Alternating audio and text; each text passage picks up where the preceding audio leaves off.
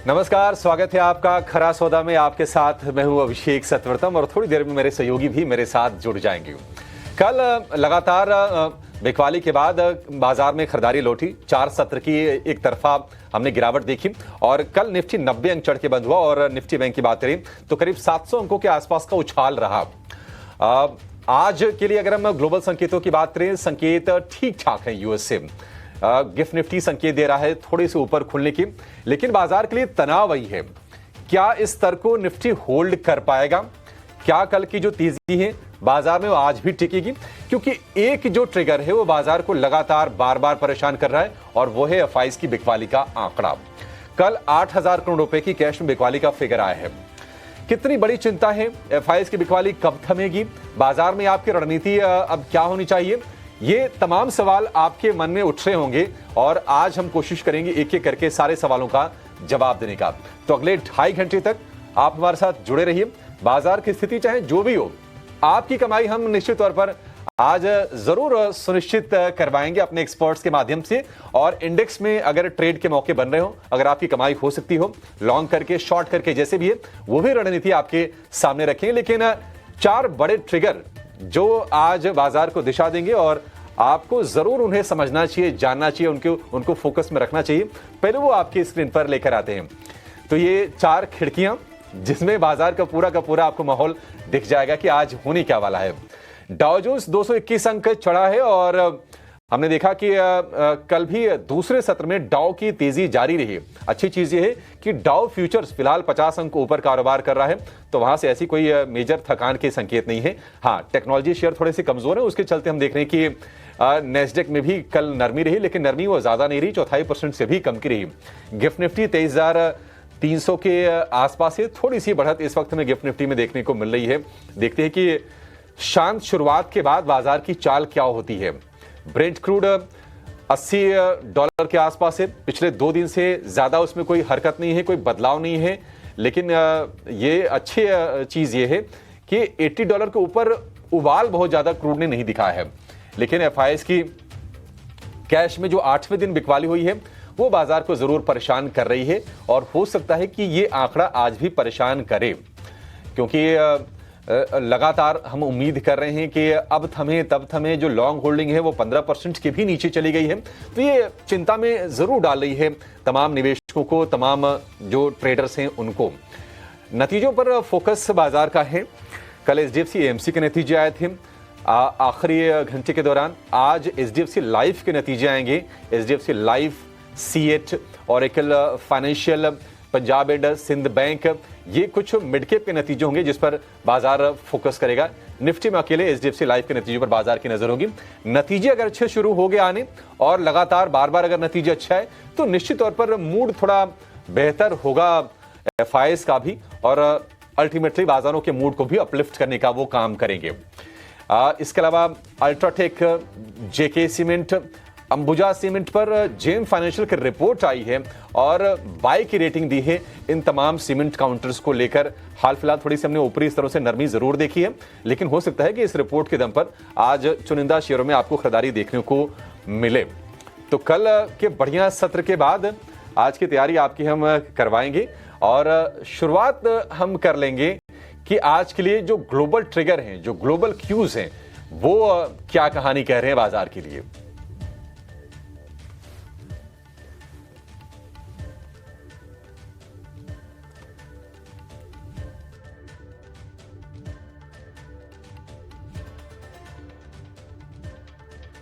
बिल्कुल, तो ये 4 बड़े ट्रिगर्स जहां पर आपको अपनी नज़र रखनी चाहिए। लेकिन इसके अलावा ग्लोबल मार्केट्स के में से किस तरह के संकेत निकल कर आ रहे हैं अभिषेक?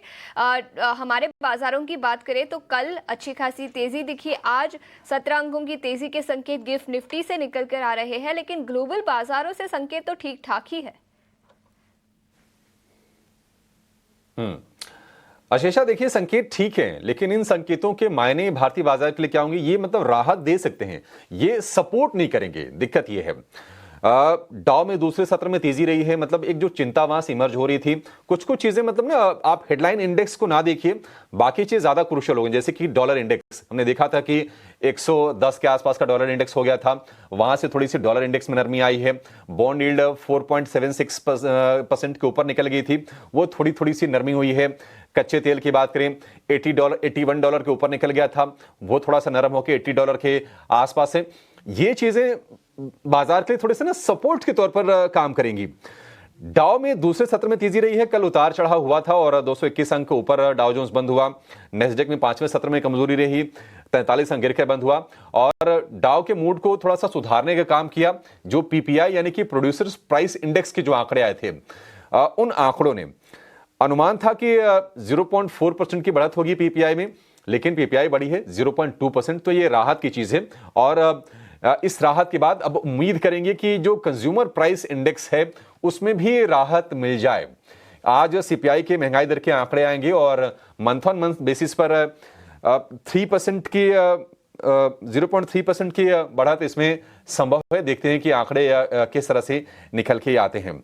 लेकिन 29 जनवरी की जो फेड पॉलिसी है, अब दरों में बदलाव की संभावना उसमें आप ना करें। इनफैक्ट जो मार्च की भी पॉलिसी होगी सेमी फेड वॉच टूल के हिसाब से, उसमें जो बढ़त की जो बदलाव नहीं होने की संभावना है वो है 80%। तो अब अगले दो पॉलिसीज दरों में किसी कटौती की आप भूल जाइए और ये बाजार भी अब धीरे धीरे इसको कहीं ना कहीं डाइजेस्ट करने वाले फेज में चला जाएगा। यूएस में भी इस हफ्ते नतीजे कई सारे आएंगे। JP Morgan, Citigroup, Goldman सैक्स के नतीजे आएंगे। इसके अलावा Morgan Stanley, Bank of America के नतीजे कल जारी होंगे, तो इन पर बाजार की नजर रहने वाली है। अन्य संकेतों की अगर हम बात कर लें तो पीपीआई महंगाई के बाद सोने में थोड़ी सी तेजी बढ़ी है, $2690 के आसपास के भाव हैं। और अगर हम क्रूड की बात करें तो एक रेंज में ही कच्चा तेल है, ब्रेंट क्रूड का भाव है $80 के आसपास, तो वहां से कोई खास चिंता की बात नहीं है। एशिया में थोड़ी शुरुआत कमजोर हुई थी लेकिन रिकवरी आ रही है। निकेई आज पांचवें सत्र में भी शुरुआत ऐसी हुई थी कि लगा था कि नहीं नरम है, लेकिन निकेई में थोड़ी थोड़ी सी तेजी बढ़ी है और फिलहाल करीब आधे % ऊपर आपको जापान का बाजार दिखेगा। हांगकांग के बाजार, कोरिया के बाजार में भी हल्की बढ़त पर कारोबार हो रहा है। लेकिन मेजर चिंता यह है कि एफआईआईज की बिकवाली को बाजार किस तरह से लेंगे। हालांकि देखिए अब कुछ बड़े नतीजे आएंगे, कल रिलायंस पर बाजार का फोकस भी होगा, ये देखने वाली चीज होगी। आज भी एचडीएफसी लाइफ के नतीजे आएंगे, तो बाजार नतीजों को तवज्जो देता है कि एफआईआईज की सेलिंग को ज्यादा इंपॉर्टेंस देता है। ये आज देखने वाला सत्र होगा। और गिफ्ट निफ्टी भी देखिए वेट इन वॉच वाला मूड है, 16-17 अंकों ऊपर कल की तेजी के बाद यही संकेत मिल रहे हैं। 23,300 के आसपास के आंकड़े आपको दिखाई देंगे। तो चलिए यहां से जरा अभी ये समझ लेते हैं कि एफआईआईज के जो आंकड़े हैं उनको किस तरह से रीड करें, क्योंकि कल 8,000 करोड़ रुपए की बिकवाली कैश में जरूर हुई है, लेकिन अगर आप ऑप्शंस के आंकड़े देखेंगे तो इंडेक्स ऑप्शंस में 22,951 करोड़ रुपए की खरीदारी है। स्टॉक फ्यूचर्स में करीब 4,000 करोड़ रुपए के आसपास की खरीदारी है और स्टॉक ऑप्शंस में भी बाई का ही फिगर है। डिम्पी हमारे साथ जुड़ गए हैं। Dimpy, good morning. किस तरह से देख रहे हैं आप एफआईआईज के आंकड़े को, और होल्डिंग 15% कल थी, आज कितनी है वो? अब अभिषेक गुड मॉर्निंग। पहले तो कोई होल्डिंग्स में कोई मेजर बदलाव तो है नहीं, अभी भी ऐसे ही चल रहा है। हाँ, लेकिन कल शुभ दिन पे ही मार्केट ने कल अच्छी बढ़त दिखाई। कल उत्तरायण का पर्व था और उसके साथ ही मार्केट ने थोड़ा उत्तरायण होने की कोशिश की है, यानी कि डाउनफॉल से अपवर्ड हुआ है। बट क्योंकि गिरावट बहुत ज़्यादा है, बहुत दिनों की है, बहुत बड़े लेवल्स की है, इसलिए एक दिन के ठहराव पे आप बहुत ट्रस्ट नहीं कर सकते। देखिए, मार्केट अगर कम से कम 10 दिन गिरा है तो आपको 3 दिन तो चाहिए रिकवरी करने के लिए, ताकि आप अपना बेस बना पाएँ। तो कल सिर्फ फर्स्ट डे था और कल इसलिए नहीं बढ़त आई थी कि कल कोई ट्रिगर्स में चेंजेस हो गए थे। ट्रिगर्स तो जस्ट के तस है, आपके पास अभी कोई ऐसा बड़ा नंबर नहीं है जो मार्केट की तस्वीर बदल दे। आपके पास अभी कोई ग्लोबल ऐसा संकेत नहीं आया। आप खुद ही बता रहे हैं, फेड ने ये कहा है कि ब्याज दरें नहीं बढ़ने वाली, घटने वाली। फिर तीसरी इंपॉर्टेंट बात, आप ये अभी एफआईआईज की होल्डिंग में कोई मेजर चेंजेस नहीं है। अभी भी आप कैश में देख रहे हैं, उन्होंने बेचा है। हालांकि इंडेक्स ऑप्शंस में करीब खरीदारी की है, तो जब जब कैश में बेचें और ऑप्शंस में खरीदारी करें, इसका मतलब सपोर्ट पक्के हो रहे हैं। ये हमने आपको कई बार बैक टेस्टेड वाले फॉर्मूले से बताया हुआ है, अब आप याद रख लीजिएगा। मैं फिर से रिपीट कर देता हूँ, जब भी कैश बिके, इंडेक्स ऑप्शंस बिके, रेजिस्टेंस पक्का। कैश बिके, इंडेक्स ऑप्शंस खरीदा जाए, सपोर्ट पक्के। ऑप्शंस खरीदे जाएं, कैश खरीदा जाए, फिर सपोर्ट करके मार्केट ऊपर आ जाएगा। तो ये एफआईएस को पकड़ने का अगर आप सिर्फ 2 ही क्वांटम चेक करेंगे तो बहुत अच्छे से कर सकते हैं। हालांकि और फाइन ट्यून करने की भी ज़रूरत होती है। इसमें आप ये चेक करते हैं कि स्टॉक्स में ज़्यादा पैसा जा रहा है कि इंडेक्स में, लेकिन वो अलग गेम है। लेकिन मोटा मोटी समझने के लिए इन दोनों चीज़ों का से भी आपको काफ़ी हद तक आइडिया लग जाएगा। अब दूसरे पॉइंट पे आते हैं कि रिटेल के पास होल्डिंग में कोई चेंजेस हुआ है, तो मैं बोलूँगा अभी तक कोई होल्डिंग्स में चेंजेस नहीं हुआ है। क्या वापस मार्केट के अंदर पुल बैक आने की प्रोबेबिलिटी हाई है? देखिए, मैं गिफ्ट निफ्टी का 16-17 पॉइंट को तो काउंट ही नहीं करूँगा, इनकी कोई ज़्यादा भी वैल्यू नहीं है। हाँ, कल का जो बॉटम बने हुए लेवल्स हैं, अगर आप उसको सपोर्ट के तौर पर देखें तो मैं कह सकता हूँ कि हाँ, मार्केट के अंदर एक छोटा मोटा पुल बैक और भी आ सकता है। और ये पुल बैक किसी वजह से नहीं आया, ये मजबूरन में आया है, क्योंकि ऑलरेडी इतना टूट चुके थे कि हद हो गई थी। और उस हद के बाद यानी कि अति के बाद ये थोड़ा सा एक रिलीफ है। मैं एक पॉइंट ज़रूर बोलूँगा, अभी आपने रिलायंस के नंबर्स का बोला। देखिए, रिलायंस हमेशा की तरह बहुत इंपॉर्टेंस रखता है मार्केट के अंदर, तो ये नंबर्स के तौर पर भी रखेगा। और इस बार नतीजे शुक्रवार को नहीं है, ध्यान देने वाली बात है, नहीं तो उसका इम्पैक्ट मंडे तक टल जाता था, फिर खास कुछ होता नहीं था। तो इसलिए मिडल ऑफ दिस वीक उसके नंबर्स हैं, तो ये एक अच्छी चीज़ है। दूसरा पॉइंट, मेरे को थोड़ा ऐसा लग रहा है कि मार्केट के अंदर थोड़ी थोड़ी सिलेक्टिव बाइंग रहेगी। कल भी आप देखेंगे बैंक निफ्टी और निफ्टी के अंदर डाइवर्जेंस था, तो थोड़ा वो डाइवर्जेंस आज निफ्टी कम करने की कोशिश करेगा, स्लाइटली एक दूसरे की हेल्प करके। एक छोटा सा पुल बैक और आ सकता है, बट मैं इस पुल बैक में कुछ बहुत ज़्यादा भी रीड नहीं कर रहा, क्योंकि रीड करने वाली ऐसा कुछ है ही नहीं अभी। ठीक है, तो ये एफआईएस के आंकड़ों का विश्लेषण। लेकिन जैसा कि डिम्पी आप कह रहे हैं कि नहीं, एक दिन के जो अगर कोई बाई का फिगर आता है तो उसको लेकर बहुत ज़्यादा उत्साहित होने की ज़रूरत नहीं है। मैं भी एग्जैक्टली यही मानता हूं कि अगर इतनी बड़ी फॉल आई है, आप 3000 अंक टूटे ऊपरी स्तर से। निफ्टी बैंक की बात करें तो 5-6 हज़ार अंक हम टूट गए थे। उसके बाद कल ये कह सकते हैं ना कि थोड़ी सी राहत है इसमें, इसको लेकर एक्साइटेड होने की ज़रूरत नहीं है। लेकिन गिफ्ट निफ्टी शांत शुरुआत के संकेत दे रहा है। ये अच्छा है कि शांत है गिफ्ट निफ्टी, जो भी होगा स्क्रीन पर होगा, बाजार खुलने के बाद होगा। ये अच्छा भी है और ये है। मैं आपको बताता हूँ, अगर गैप अप हो जाता है ना, तो होता क्या है कि जैसे कल की हल्की सी बढ़त आई और आज मान लो आपको गैप मिल जाता, तो ट्रेडर्स और स्विंग ट्रेडर्स के मन में ये आता है कि कहीं बॉटम तो नहीं बन गया और हम कहीं फोमो के शिकार तो नहीं हो रहे।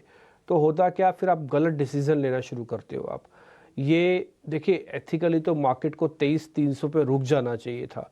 ये जो 23,300 के बाद की जितनी भी गिरावट आई है, मतलब मैं करीब 100-150 पॉइंट और मान लेता हूँ, ये मार्केट की एक्स्ट्रा ऑर्डिनरी गिरावट है, इसकी रिक्वायरमेंट ही नहीं थी।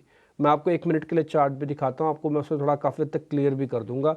अगर आप देखेंगे तो पिछली बार का जो पैनिक बॉटम बना था वो 23,300 के आसपास का बना था, जिसका डेट था 22 नवंबर 2024, ठीक है।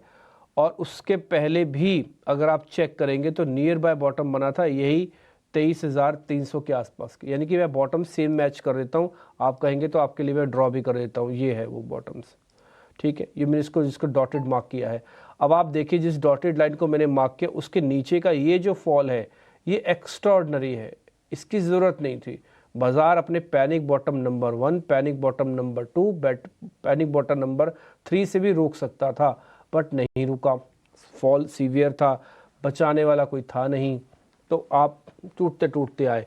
लेकिन जब तक आप इस पैनिक बॉटम को अचीव नहीं कर लेते, 2-4 दिन रोक नहीं लेते, इस ऑरेंज कलर की लाइन के ऊपर आ नहीं जाते, तब तक मार्केट के अंदर अभी कुछ नहीं होगा। और एक और पॉइंट बता देता हूँ, ये स्लाइटली अभी डाउनफॉल है, अभी फनल पूरा बना नहीं। आप देख रहे होंगे मैंने चार्ट पे एक तरह का डिज़ाइनिंग की है, आप इसको अंदाजे से लगा दीजिएगा। ये बेस है और ये फॉल की स्लांटिंग लाइन है, ये फनल है, ये टूटेगी तभी बाजार चलेगा। और जितनी श्रिंक होती जाएगी उतनी प्रोबेबिलिटी काफ़ी हाई है। इसलिए रिलायंस के नंबर, इसलिए बजट तक जो भी माल आपको रखना है वो बजट तक रखना, बजट से पहले मत काटना बॉस। पैसे आ जाए ना तो भी मैं बोलूँगा कि ट्रेलिंग स्टॉप लॉस लगाना। और एक और चीज़ आपको याद होगा, हमने कभी आपसे ये नहीं कहा कि एक दिन में आओ और पूरा पैसा लगा दो, यहाँ से मार्केट चल जाएगा। हमने एक वर्ड आपके सामने बार बार बोला, और उस वर्ड को बोलने पर ही हमें लग रहा है कि शायद आप थोड़ा सचेत भी रहे हैं। वो था एकत्रित करना, हिंदी में एकुमुलेशन, इकट्ठा करना, एकुमुलेशन इंग्लिश में, यानी कि धीरे धीरे करके इकट्ठे करो। इससे 2 बड़े बेनिफिट हुए आपके पहला बड़ा बेनिफिट ये हुआ कि आपके पास कम माल आया, क्योंकि आप बाय करते तो एक साथ करते, धीरे धीरे करके किया तो आपके पास कम माल आया। दूसरा, अच्छे लेवल्स पे आया, तो आप इस पुल बैक का अच्छा बेनिफिट उठाएंगे अगर ये पुल बैक आता है तो। एक और चीज़ मेरे को बस छोटी सी पॉइंट बतानी है, मैंने आपको कई बार बैगेज का एग्जांपल दिया था कि 5 लाख से ज़्यादा के कॉन्ट्रैक्ट अभी भी आपके पास चल रहे हैं और उस कॉन्ट्रैक्ट का कुछ कीजिए, नहीं तो फिर थोड़े मार्केट के अंदर दिक्कत आएगी। मैं आपको बताऊं, वो जो कॉन्ट्रैक्ट हैं जो निफ्टी के अंदर है वो अभी भी 5 लाख के आसपास ही चल रहे हैं, तो कुछ खास बड़ा चेंजेस एज सच नहीं हुआ है और उसके अंदर 5,50,000 चल रहा है, इसलिए थोड़ी बहुत और कवरिंग की रिक्वायरमेंट है। ये कवरिंग 23,300 23,500 तक की होगी। आई रिपीट माई सेल्फ, मैं बहुत इंपॉर्टेंट बात बता रहा हूँ आपको, अभी भी 5,50,000 ओपन इंटरेस्ट के कॉन्ट्रैक्ट बैगेज के तौर पर खड़े हैं। इस पूरे बस्ते के अंदर जो आपने पीठ पे लाद रखा है और आपको चलना है ऊपर, उस बस्ते के अंदर आपके मित्रों के, आपके एनिमीज़ के कपड़े ज़्यादा हैं, आपके कपड़े कम हैं, तो अपने एनिमीज़ के कपड़े उसमें से निकाल दो, अपने ही कपड़े लेके सिर्फ चलो। इसका मतलब थोड़ी बहुत शॉर्ट कवरिंग रिक्वायरमेंट है। इस शॉर्ट कवरिंग के रिक्वायरमेंट का ट्रिगर बनेंगे नंबर्स, जिसमें रिलायंस शामिल है। इस ट्रिगर का नंबर बन सकता है टिल बजट से पहले थोड़ी बाइंग आ सकती है, और अब हम 20 तारीख के भी कोई बहुत दूर नहीं है। इसलिए आप इस पैनिक बॉटम को जो मार्केट ने कल बनाया है उसको 1 मिनट के लिए सपोर्ट समझ लेना, और 23,300 के पार करने पर हल्का रिलीफ समझ लेना। और जो येलो कलर की लाइन मैंने लगाई है, मैं उसके लेवल्स भी बता देता हूँ, वो है 23,700 23,700 तक ये पुल बैक आ सकता है। इसकी प्रोबेबिलिटी हाई है, अब वो आए या नहीं आए आप हमेशा डाउट से रोकना, बट हाँ पुल बैक माना जाएगा 23,700 का। 23,700 के बाद एक्चुअली बाइंग मार्केट में आएगी, तब तक तो ये बैगेज घटाना होगा। ये मैंने लेवल्स बता दिए, स्ट्रेटजी बता दी एग्जाम्पल के जरिए। ठीक है, 23,700 के बाद फिर बाजार में एक तेजी की चाल हम देख सकते हैं। लेकिन डिम्पी, आप कह रहे हैं कि शॉर्ट कवरिंग की भी उम्मीद है। कल थोड़े से मंदी वालों को कॉन्फिडेंस थोड़ा सा हिला जरूर होगा, लेकिन क्या शॉर्ट के सौदे काट लें या फिर पोजीशन हल्की कर लें, जो शॉर्ट्स ऑलरेडी क्रिएटेड हैं बाजार में? वाला ऑप्शन है वो ज़्यादा अच्छा है कि पोजीशंस को हल्की करें। वजह मैं बता रहा हूँ, ऐसा क्यों बोल रहा हूँ। देखो, ट्रेड आपकी ग्रिप में है। हम लॉन्ग वालों से भी तो यही कहते हैं ना कि अगर आपने कोई सौदा ले रखा है और ट्रेड आपकी ग्रिप में आए तो आप ट्रेलिंग स्टॉप लॉस लगाओ। आपको क्या पता कि भी और ऊपर जाने वाला है कि नहीं जाएगा। अगर आपकी प्रोबेबिलिटी, आपकी कैलकुलेशंस ये कहती हैं कि और ऊपर जाएगा, तो आसान सा तरीका होता है कि आप ट्रेलिंग स्टॉप लॉस लगाओ। ऐसे मंदी वालों के लिए भी है। अगर ट्रेड आपकी ग्रिप में है, आपको लग रहा है कि मार्केट तो फ्री फॉल जैसा है, इसको कोई संभालने वाला है नहीं, तो आप ट्रेलिंग स्टॉप लॉस लगाओ। तो इसलिए आप अपने सौदों को लाइट करो जिनके पास शॉर्ट्स है। अब और एक और पॉइंट, 23,700 तक बाजी आपके हाथ में है अभी भी। आई रिपीट माई सेल्फ, 23,700 तक, क्योंकि यहाँ तक शॉर्ट कवरिंग आने की प्रोबेबिलिटी है। शॉर्ट कवरिंग का मतलब शॉर्ट्स को हटाया जाएगा सिस्टम में से। अगर ये शॉर्ट कवरिंग फेल हो गई तो वापस आपके हाथ में पूरी बाजी आ जाएगी। लेकिन अगर 23,700 तक हम आ गए तो फिर सिस्टम में से शॉर्ट्स वालों को मैं बोलूँगा कि अब कंप्लीटली प्रॉफिट धीरे धीरे करके बुक करो। But the reason is being, अभी भी हम अनचार्टेड टेरिटरी में हैं। ऐसी जगह पर है जहां मेरे को नहीं पता कि आप इधर मुड़ोगे कि उधर मुड़ोगे, सामने नाला है कि क्या है, क्योंकि आप अनचार्टेड टेरिटरी में, कोई सपोर्ट आपके पास नहीं है, कोई खंबा नहीं, कोई बिजली नहीं, कुछ नहीं है, अंधेर में हो आप, है ना। तो कहीं भी कुछ भी ठोकर लग सकती है। बट प्रोबेबिलिटी हिस्ट्री की देख के ये कहती है कि 15% एफआईज, सामने अर्निंग्स, फिर बजट, थोड़ा बहुत एक छोटा मोटा और ट्रिगर आप समझ लो, एक्सट्रीम टूटे हुए 10% से ज़्यादा टूटे हुए हो आप, तो ये सारी प्रोबेबिलिटी कहती है कि यहाँ पर धीरे धीरे आप शॉर्ट्स को कवर करना चाहिए। लॉन्ग वालों को मैं ये तो नहीं बोलूँगा कि अपने कॉन्फिडेंस को हाई कर दो, बट तैयार हो जाओ, थोड़ा थोड़ा तैयार हो जाओ। अगर आपने एकोमुलेट कर रखा है तो शायद आपके लिए अच्छे दिन आ जाएं।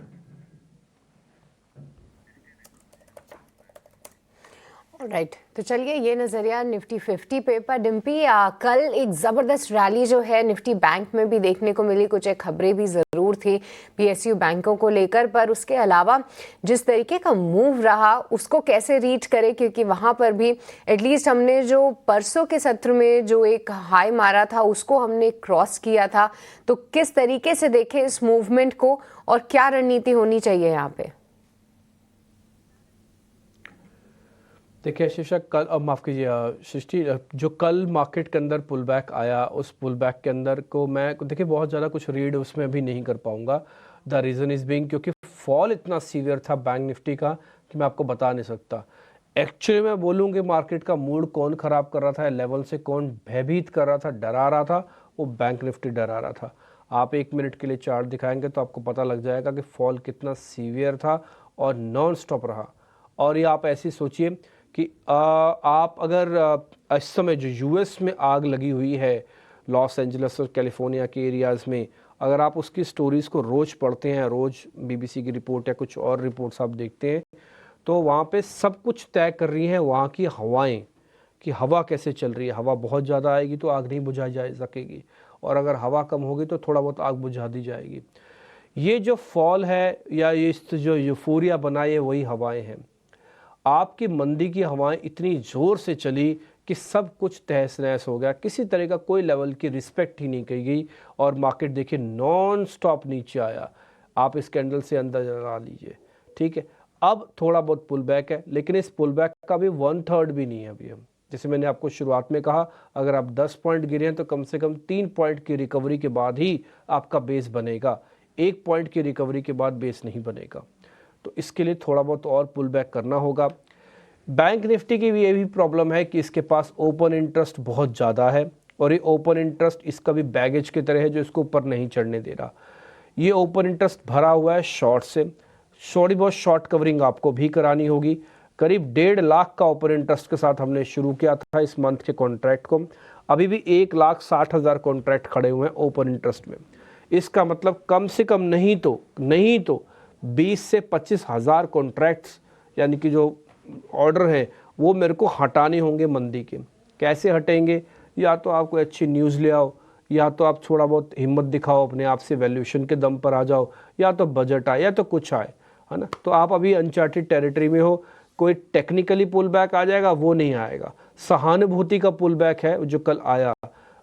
मतलब होता ना कि अब कितने ही आप निर्दयी क्यों ना हो, थोड़ा वो तो हृदय में आपके दया होती है। कुछ कुछ वैसे समझो कि बहुत निर्दयी तरीके से निफ्टी और बैंक निफ्टी टूटा, तो इतने निर्दयी तरीके से टूटने के बाद कल थोड़ी दया वाली दृष्टि मार्केट पे हुई, बस इसके अलावा कुछ नहीं हुआ। तो आप देख भी पा रहे होंगे -3.91 है, तो शॉर्ट्स की कवरिंग हुई इसलिए ऊपर आए। ये और चाहिए, ये और चाहिए, और चाहिए। लेवल्स मैं आपको बता देता हूँ कहाँ तक चाहिए। आप बिल्कुल ठीक तो होगे बॉस 50,500 पे ही, जहाँ से आप फाइनली तोड़ के आए हो, लेकिन फिर भी अगर आप कल के पैनिक लो का भी और 30% और कवर कर दो, तो करीब करीब अगर आप 49,500-800 तक भी आ जाते हैं तब भी कोई दिक्कत नहीं, तब भी शायद आपके हाथ में बाजी आ सकती है। मैं इस पूरी प्रोसेस को दिखाने बताने के पीछे का सिर्फ एक पॉइंट बताना चाहता हूँ। एक्युमुलेशन अगर आपने किया है, आपके पास कम वॉल्यूम है, अच्छे रेट हैं, आप सिट टाइट करके बैठना टिल बजट तक। 2 लेवल्स मैंने आपको बता दिए, 50,500, 23,700-800, ये दोनों सॉर्ट ऑफ 200 दिनों के एवरेज भी थे। तो इन दोनों लेवल्स के आने के बाद ही खतरा पूरी तरह से टलेगा, नहीं तो अभी भी खतरा तो है।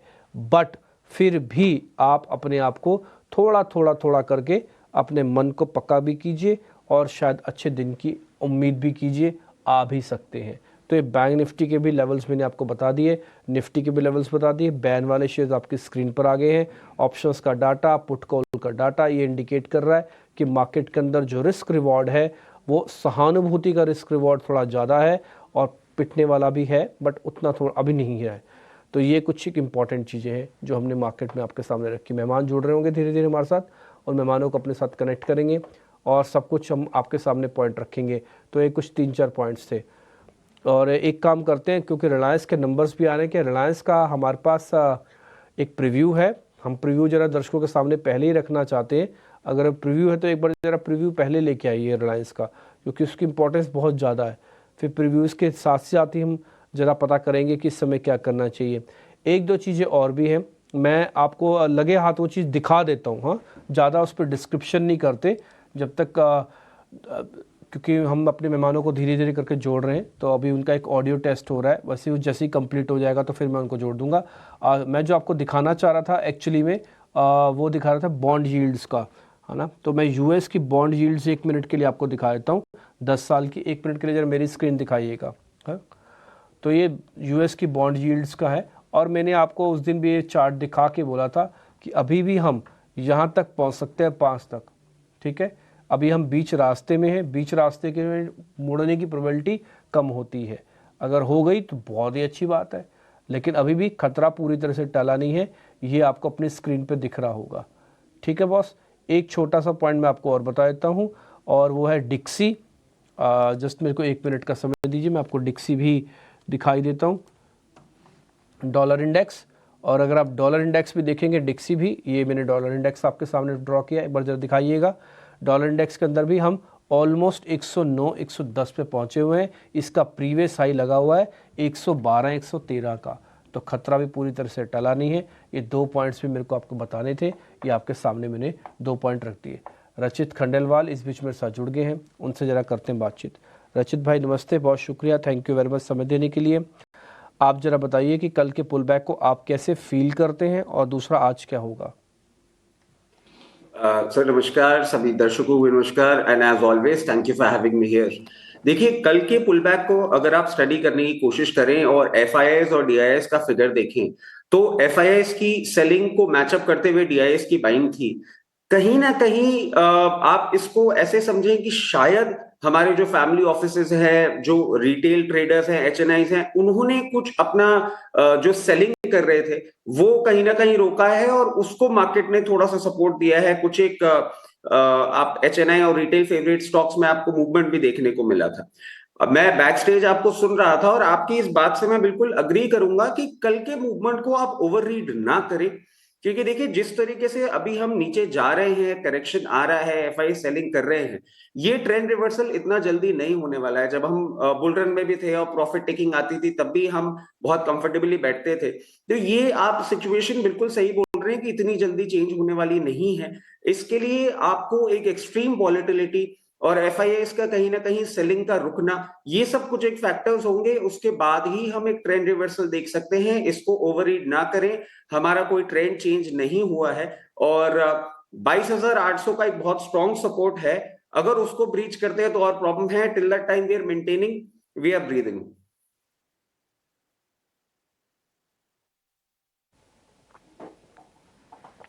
ठीक है सर, फिर एक बात बताइए रचित भाई, आप जरा अपने स्टॉक्स बता देंगे आप? बिल्कुल, देखिए स्टॉक्स मैं 2 लेकर आया हूं। आज के ट्रेडिंग आइडियाज है ये। कल के पुल बैक को अगर कंटिन्यू करता है मार्केट, तो ये थोड़े से फेवरेबल हो सकते हैं। पहला होगा बजाज फिनसर्व।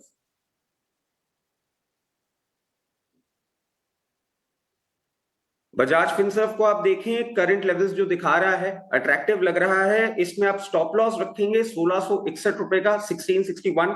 टारगेट 1771, 1771 के टारगेट के लिए आप इन लेवल्स पे लें, बट प्लीज स्टॉप लॉस अपना बहुत स्ट्रिक्ट मेंटेन करें। मार्केट वॉलिटिलिटी बढ़ती है तो कई कबार हमारा स्टॉप लॉस ही हमें सेव करता है। इसके साथ साथ देखें, दूसरा एक जो ट्रेडिंग कॉल है वो होगा चंबल फर्टिलाइजर्स।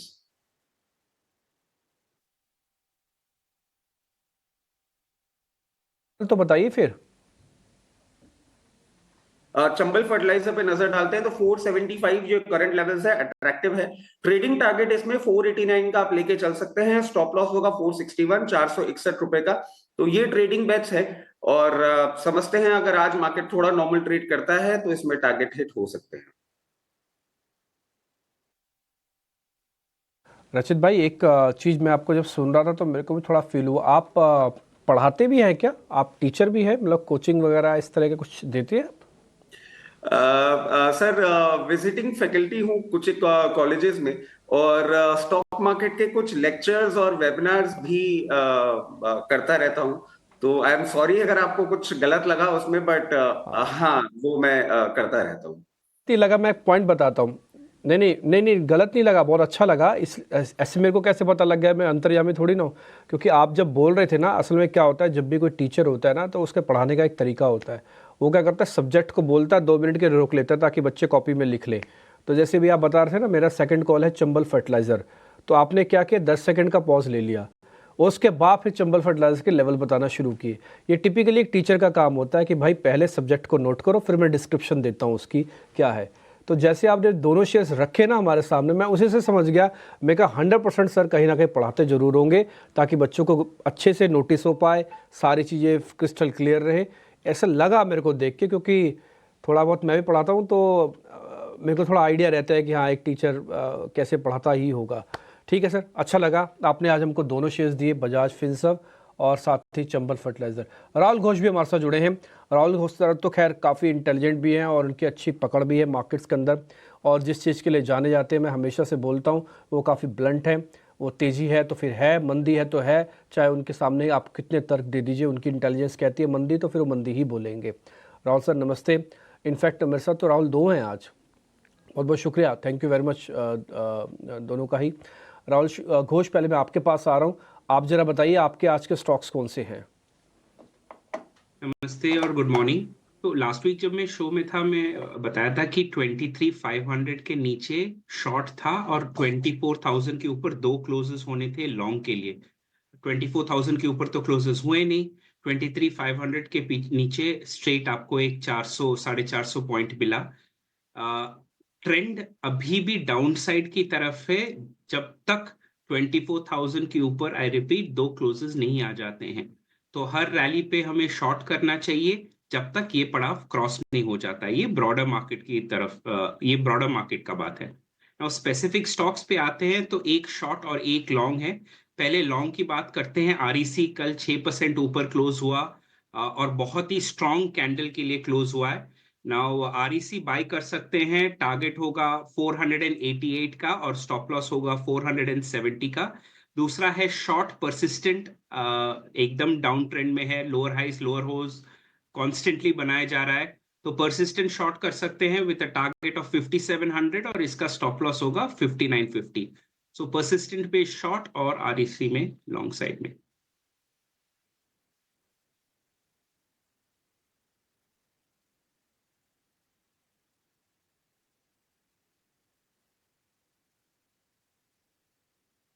ठीक है, आरईसी को लॉन्ग करना है, 488 के टारगेट, 470 का स्टॉप लॉस, और परसिस्टेंट पर शॉर्ट की रिकमेंडेशन है 5,700 के टारगेट, 5,950 रुपए का स्टॉप लॉस। और कल दोपहर से अब तक ये तीसरी दफा है कि हमारे 3 एक्सपर्ट की तरफ से इस पर शॉर्ट की रिकमेंडेशन आ गई है, तो कंसेंसस बिल्ड हो गया है कि ये शेयर वीक है और नीचे जाने के लिए ये तैयार है।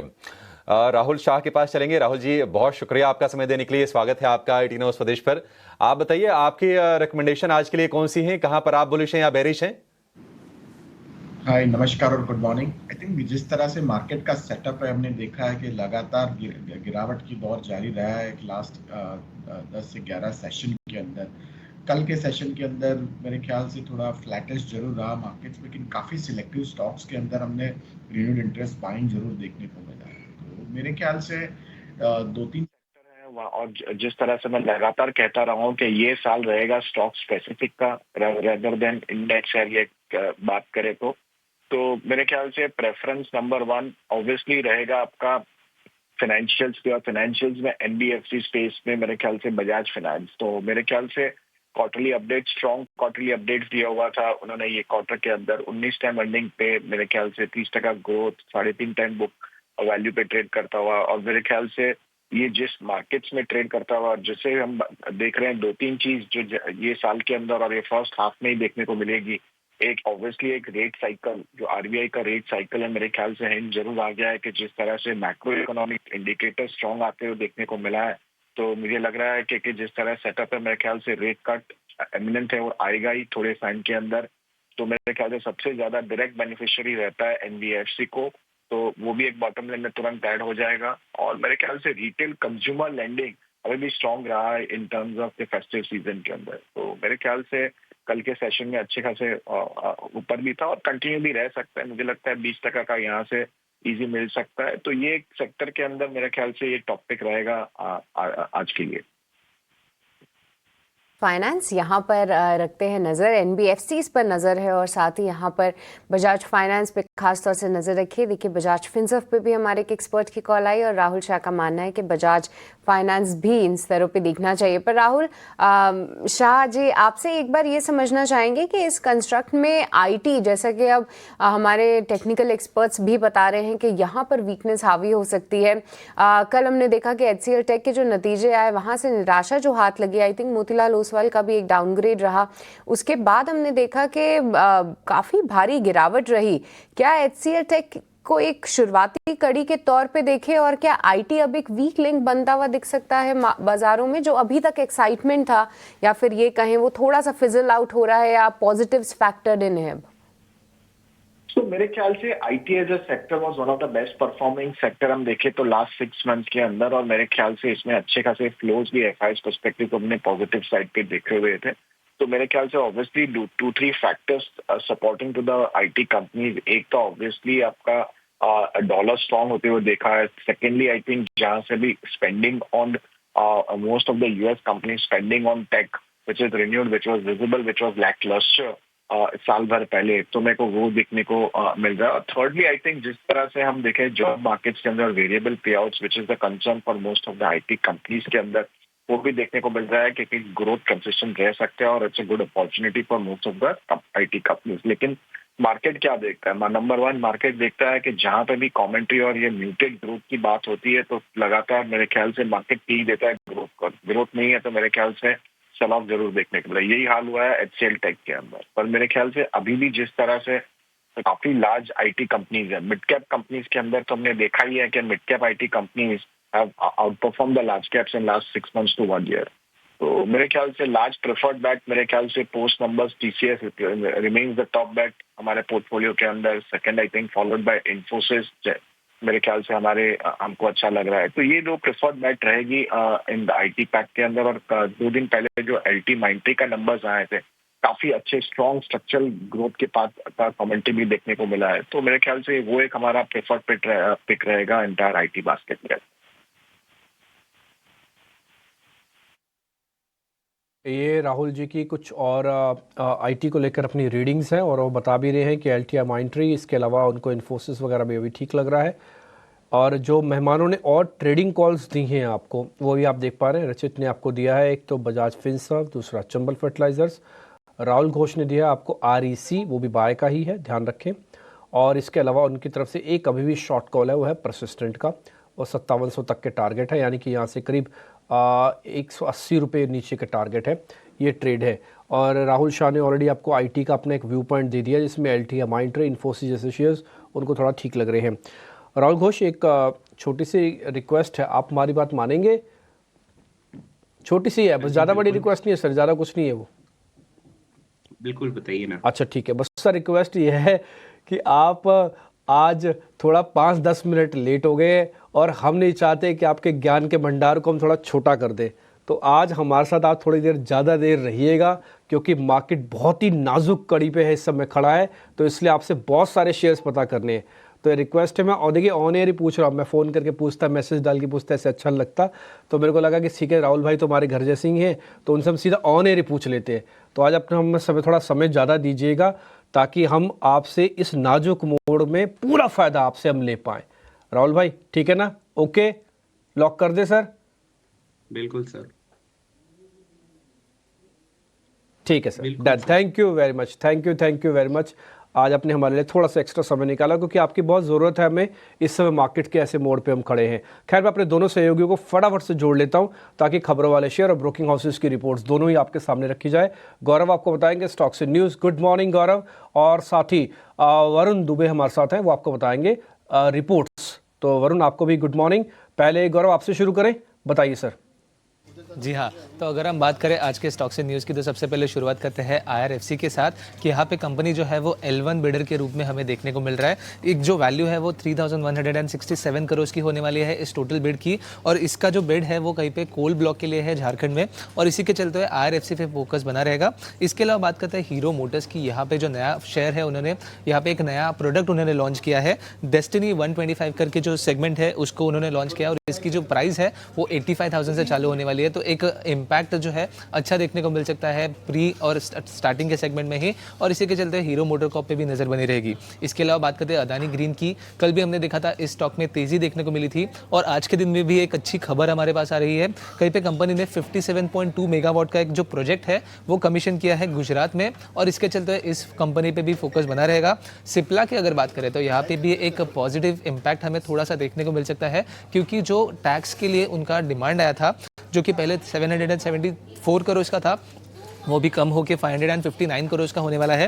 ये जो टैक्स डिमांड था वो 2015 एंड 2016 असेसमेंट ईयर के लिए आया था, और इसमें जो चेंजेस हुए इसके चलते हुए कहीं पे सिप्ला पे भी एक पॉजिटिव इंपैक्ट देखने को मिल सकता है। इसके अलावा बात करते हैं Aditya Birla fashion and retail, यहाँ पे कंपनी की बोर्ड मीटिंग होने वाली है आज। इसमें कंपनी जो है वो फंड रेजिंग के ऊपर कुछ डिस्कशन कर सकती है। फंड रेजिंग जो है वो QIP के थ्रू हो सकता है और बाकी भी मीन से उसके ऊपर डिस्कशन हो सकता है। आखिर में बात करते हैं HDFC लाइफ, एक निफ्टी 50 कंपनी जिसकी थर्ड क्वार्टर के नंबर्स हमारे पास आज आ जाएंगे। अगर हम बात करें प्रीव्यू की और एक्सपेक्टेशंस की तो कहीं पे थोड़ा म्यूटेड ग्रोथ जो है VNB मार्जिन्स में हमें देखने को मिल सकता है। अगर हम APE की बात करें तो वहाँ पे 16% की ग्रोथ देखने को मिल सकती है, और VNB जो कि वैल्यू ऑफ न्यू बिजनेस है वहाँ पे लगभग 9% की ग्रोथ जो है ईयर ऑन ईयर बेसिस पे देखने को मिल सकती है। मेन इंपैक्ट ये है कि कहीं पे सरेंडर चार्जेस में जो चेंजेस हुए थे इसकी वजह से कहीं पे VNB मार्जिन्स फ्लैट रह सकते हैं, और आगे जाके प्रोडक्ट मिक्स कैसे चेंज रहेगा, सरेंडर वैल्यू का आगे जाके कैसे इंपैक्ट रहेगा, उसके ऊपर कमेंट्री जो है वो काफ़ी ज़्यादा ज़रूरी रहेगी। तो खबरों के दम पे आज के दिन में ये सब स्टॉक्स पे नजर बनी रहेगी, बट इसी के साथ साथ कुछ ऐसे भी स्टॉक्स है जहाँ पे ब्रोकरेज काफ़ी ज़्यादा बुलिश हुए थे।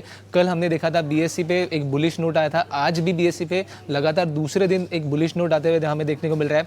QSR स्पेस पे भी काफ़ी सारे नोट्स हैं, तो इसी के चलते हुए हमारे साथ वरुण भी जुड़ चुके हैं। उनको भी एक बार हम पूछते हैं कि कैसे ब्रोकरेज की तरफ से आज व्यू रहेगा और कैसे कंपनी जो है वो बिहेव करेगी। सो वरुण बताइए। गुड मॉर्निंग आप सभी को, गुड मॉर्निंग गौरव। जैसे कि आपने BSE लिमिटेड का जिक्र किया, स्टॉक लगातार तेजी में है। कल हमने जेफरीज की रिपोर्ट देखी थी, आज मेरे ख्याल से साउंड का कुछ इशू। जी हाँ, तो अगर हम बात करें ब्रोकरेजेस की तो जैसे कि वरुण की तरफ से थोड़ा जो टेक्निकल इश्यूज़ है, तो चलिए शुरू करते हैं ब्रोकरेजेस की तरफ से। अगर हम बात करें सबसे पहले BSE के ऊपर, तो यहाँ पे BSE के ऊपर काफ़ी ज़्यादा एक बुलिश नोट जो है हमें देखने को मिल रहा है। BSE के ऊपर कहीं पे बाय रेटिंग आई है और जो टारगेट प्राइस है वो कहीं पे 6,730 रुपीज़ की है। अगर हम बात करें इस व्यू की तो ये नुवामा की तरफ से नोट आया है, और उनका मानना यह है कि कहीं पे आगे जाके BSE में जो तेज़ी है वो वैसे ही देखने को मिलेगी, क्योंकि कहीं पे जो ब्रोकरेजेस की तरफ से जो प्राइस हाइक है वो भी हमें देखने को मिलेगा, और इसका जो पॉजिटिव इंपैक्ट है हमें BSE के ऊपर देखने को मिल सकता है। इसी के अलावा QSR के ऊपर भी एक काफ़ी इंटरेस्टिंग नोट आया है मैक्वेरी की तरफ से। उन्होंने कहीं पे जो सफायर फूड्स है उसके ऊपर इनिशिएट किया है आउट परफॉर्म रेटिंग के साथ, और टारगेट प्राइस दिया है 390 रुपये का। देवयानी इंटरनेशनल पे भी आउट परफॉर्म रेटिंग के साथ उन्होंने इनिशिएट करके टारगेट प्राइस दिया है 230 रुपये का। उनका मानना यह है कि कहीं पे चैनल चेक के थ्रू अगर हम माने तो कहीं पे QSR स्पेस में काफ़ी ज़्यादा पॉजिटिव ट्रेंड जो है उन्हें देखने को मिल रहा है। कहीं पे टैक्स रिडक्शन भी हमें देखने को मिल सकता है QSR स्पेस में, और इसी के चलते कई ऐसे कंपनीज है जहाँ पे काफ़ी अच्छा बेनिफिट जो है मैक्वेरी की तरफ से उनका मानना यह है कि देखने को मिल सकता है। इसी के साथ साथ उनका मानना यह है कि देवयानी फूड्स हो गया, वेस्टलाइट फूड्स हो गया, सफायर फूड्स हो गया, यहाँ पे एक पॉजिटिव इंपैक्ट जो है देखने को मिल सकता है। इसी के अलावा बात करते हैं कहीं पे इंश्योरेंस सेगमेंट की, यहाँ पे इन्वेस्टेक की तरफ से एक पेयर ट्रेड आया है जहाँ पे उनका मानना यह है कि SBI लाइफ पे लॉन्ग जाना चाहिए और शॉर्ट जाना चाहिए ICICI प्रू लाइफ पे। उनका मानना यह है कि ICICI प्रू लाइफ जो है वहाँ पे ग्रोथ जो है ज़्यादा है, बट इसी के चलते कहीं पे फेवरेबल बेस इंपैक्ट जो है वो खत्म होते हुए हमें उन्हें देखने को मिल रहा है, और इसी के चलते यहाँ पे उनका एक बेरिश व्यू बनते हुए देखने को मिल रहा है। आखिर में बात करते हैं मटेरियल्स के ऊपर, CLSA का काफ़ी इंटरेस्टिंग नोट है। उनका मानना यह है कि करेंसी की वजह से मटेरियल्स जैसे कि सीमेंट हो गया, ड्यूरेबल्स हो गया, वहाँ पे एक नेगेटिव इंपैक्ट हमें देखने को मिल सकता है, क्योंकि ये जो सेक्टर्स है वो इम्पोर्ट से रिलेटेड है, और इसी के चलते एक नेगेटिव इंपैक्ट हमें देखने को मिल सकता है। इसी के साथ उनका मानना यह भी है अगर हम मेटल्स की बात करें तो वहाँ पे एक पॉजिटिव इंपैक्ट देखने को मिल सकता है, क्योंकि ये जो रियलाइजेशन है वो USD से लिंक्ड है, बट इसी के साथ साथ अगर हम कॉस्ट की बात करें तो वो कहीं पे लोकल करेंसी से लिंक्ड है, जिस पे ज़्यादा इंपैक्ट नहीं देखने को मिलेगा। इसी के चलते उनका एक बुलिश व्यू मेटल्स पे बनते हुए देखने को मिल रहा है। उन्होंने कहीं पे प्रेफरेंस दिया है JSPL, वेदांता और हिंदाल्को जैसे स्टॉक्स पे, क्योंकि उनका मानना यह है कि कहीं पे बैलेंस शीट जो है वो भी काफ़ी ज़्यादा स्ट्रॉन्ग हुई है इन स्टॉक्स की, क्योंकि उनका लोन या फिर डेट लेवल जो है वो काफ़ी ज़्यादा कम है। तो ब्रोकरेजेस की माने तो कई सारे स्टॉक्स जहाँ पे बुलिश व्यू देखने को मिल रहा है, जैसे BSE हो गया या फिर मेटल सेगमेंट हो गया, तो इन सब स्टॉक्स पे भी नजर रखना काफ़ी ज़्यादा ज़रूरी रहेगा। ठीक है गौरव और वरुण, आपका बहुत शुक्रिया ये तमाम अपडेट्स देने के लिए। तो QSR वाली कंपनीज फोकस में रहेंगी। सीमेंट पर रिपोर्ट आई है, डिक्सन टेक पर MK की रिपोर्ट है, 20,000 के टारगेट है। ये तमाम शेयर हाल फिलहाल चर्चा में भी रहे हैं और इन पर हम आगे व्यू भी लेंगे। लेकिन कल अदानी ग्रुप के जो शेयर थे, कमाल की तेजी हमने देखी। अब कई सारी अटकलें बाजार में चल रही हैं, उन अटकलों पर नहीं जाएंगे, सीधे सीधे प्राइस पर आ जाते हैं। अदानी ग्रीन एनर्जी को लेकर खबर आई है कि गुजरात के खाड़ों में विंड पावर कंपोनेंट उन्होंने शुरू किए, कंपोनेंट प्लांट शुरू किया है और 57.2 मेगावाट का ये विंड पावर कंपोनेंट ये होगा। राहुल शाह जी, आपसे जरा अदानी ग्रीन एनर्जी पर एक व्यू चाहिए, क्योंकि शेयर लगातार ये गिर रहा था और कल जाके हमने रिवर्सल देखा है भाव में, 13% के आसपास का उछाल है। जरा इस पर व्यू दीजिए और अडानी ग्रुप में कहीं और आपको मौके अगर दिख रहे हो तो वो भी हाईलाइट कर सकते हैं आप सर। तो मेरे ख्याल से जिस तरह से बाजार की गिरावट है, तो मेरे ख्याल से काफी सारे स्टॉक्स के अंदर मेरे ख्याल से कल उछाल देखने को मिला है। तो उसमें से ऑब्वियसली अडानी पैक के अंदर भी हमने अच्छी खासी बढ़ोतरी देखने को मिली है। और अडानी ग्रीन की बात करें और तो ओवरऑल मेरे ख्याल से ये सेक्टर ही मेरे ख्याल से हमने कई बार डिस्कशन भी किया है कि रिन्यूएबल एनर्जी के अंदर मेरे ख्याल से ग्लोबली बहुत बड़ा काम हो रहा है। तो मेरे ख्याल से यहाँ पे काफी लिमिटेड कंपनी है इंडिया के अंदर के जो ये काम कर रही है। तो अडानी ग्रीन भी एक वन ऑफ द कंपनीज है। तो मेरे ख्याल से ऑब्वियसली ये सेक्टर के अंदर बहुत तेजी लग रहा है मुझे, rather than going to script specific, जो हालांकि लिस्टिंग में काफी सारे स्टॉक्स जो भी वारी का लिस्टिंग हुआ, प्रीमियर का लिस्टिंग है, तो वैल्यूएशंस काफी महंगे हैं। तो मेरे ख्याल से हमारा प्रेफर्ड पिट जो रहेगा एग्जिस्टिंग के अंदर से वो JSW एनर्जी है। अडानी ग्रीन हम कवर नहीं करते तो कुछ मैं बता नहीं पाऊंगा, लेकिन ये सेक्टर के अंदर से हम JSW एनर्जी प्रेफर्ड पिक रहेगा इन टर्म्स ऑफ वैल्यूएशन। जो जिस तरह से ट्रेड हो रहा है, जिस तरह से उनके आने वाले सालों के अंदर जो प्रोजेक्शन दिए हुए हैं, तो मेरे ख्याल से risk versus reward JSW energy preferred pick रहेगा यहाँ से। मेहमान हमारे साथ मौजूद हैं और उनसे हम समझ रहे हैं कि आज के लिए कौन से स्टॉक्स पर आपकी होनी चाहिए नज़र, और इसी कड़ी में कुछ खबरों वाले शेयर्स पर भी बात कर लेते हैं। सबसे पहले एक बार सिप्ला के चार्ट को देखेंगे, क्योंकि यहाँ पर एक पॉजिटिव खबर ज़रूर आई है। लगभग 200 करोड़ रुपए का इनका जो है फ़ायदा होता हुआ नजर आएगा, क्योंकि जो GST का डिमांड नोटिस था वो पहले कुछ 700 करोड़ से ज़्यादा का आंकड़ा था, अब वो कम होते हुए दिख रहा है। और चार्ट भी देखें तो कल लगभग 0.5% की ही तेजी थी। पर राहुल, ऐसे में आप कैसे देख रहे हैं सिप्ला को? चार्ट्स पे देखें, मार्केट की गिरावट के साथ इसने भी काफ़ी पार्टिसिपेट किया, पर 1450 के पास जो है, क्या सिप्ला एक अट्रैक्टिव बाय बन रहा है? राहुल घोष। तो 1447 के आसपास करंटली सिप्ला ट्रेड कर रहा है और लोअर हाइज लोअर लोज बना रहा था, अभी एक साइडवेज मूवमेंट में ट्रेड कर रहा है। साइडवेज में bottom end of the range में करंटली आया है, तो यहाँ से एक छोटा सा बाउंस दे सकते हैं। बट लॉन्ग टर्म नजरिया और मार्केट का ओवरऑल टेक्सचर जो थोड़ा सा नेगेटिव है, उसको देख के बेटर स्टॉक्स है जिसपे निवेश कर सकते हैं मेरे ख्याल से। तो हाँ, एक छोटा सा डेड कैट बाउंस आ सकता है क्योंकि bottom end of the range है, but purely from market texture perspective दूसरे काउंटर्स में निवेश करना बेटर सजेशन रहेगा। तो फिलहाल जो है सिप्ला को अवॉइड करें, ये राय आती हुई। इसके अलावा आज वेदांता पर भी फोकस करिए, क्योंकि यहाँ पर देखिए थोड़ी बहुत मिडल्स में चाल तो है ही, पर अभी कुछ समय पहले खबर आई है कि फरवरी 18 को जो है इनके बोर्ड की मीटिंग होगी, क्रेडिटर्स की मीटिंग होगी, जहाँ पर जो कंपनी के शेयर को 5 अलग अलग कंपनीज में विभाजन करने का जो कंपनी ने निर्णय लिया था, उस पर वो फैसला करते हुए दिखेंगे। ये एक इंटरेस्टिंग डेवलपमेंट होगा वेदांता का, क्योंकि पहले 6 सब्सिडरीज में बांटने की बात थी, उसके बाद कंपनी ने बोला कि नहीं 6 नहीं, हम 5 में इसको करेंगे। अब फरवरी 18 एक इम्पॉर्टेंट डेट बन जाएगी, पर इसको लेकर हो सकता है थोड़ा सा प्राइस एक्शन बिल्ड होता हुआ दिखे। पर टेक्निकली अभी कैसे दिख रहा है, इस पर भी एक बार राहुल जी आप ही बताइए कि क्या करना चाहिए वेदांता में। कल मेटल्स में एक अच्छी चाल थी, ऐसे में क्या वेदांता आपको अट्रैक्टिव लग रहा है या इसे भी अवॉइड करें? तो 530 लेवल से 430 लेवल्स 20% का डाउन मूव के बाद कल पहले बार एक इतना बड़ा कैंडल बना है। तो जब तक एक हायर लो और हायर हाई नहीं बन जाता है, तब तक अप ट्रेंड कंफर्म नहीं होता है। तो इसीलिए इसको अवॉइड करेंगे और थोड़ा फॉलो थ्रू का वेट करेंगे।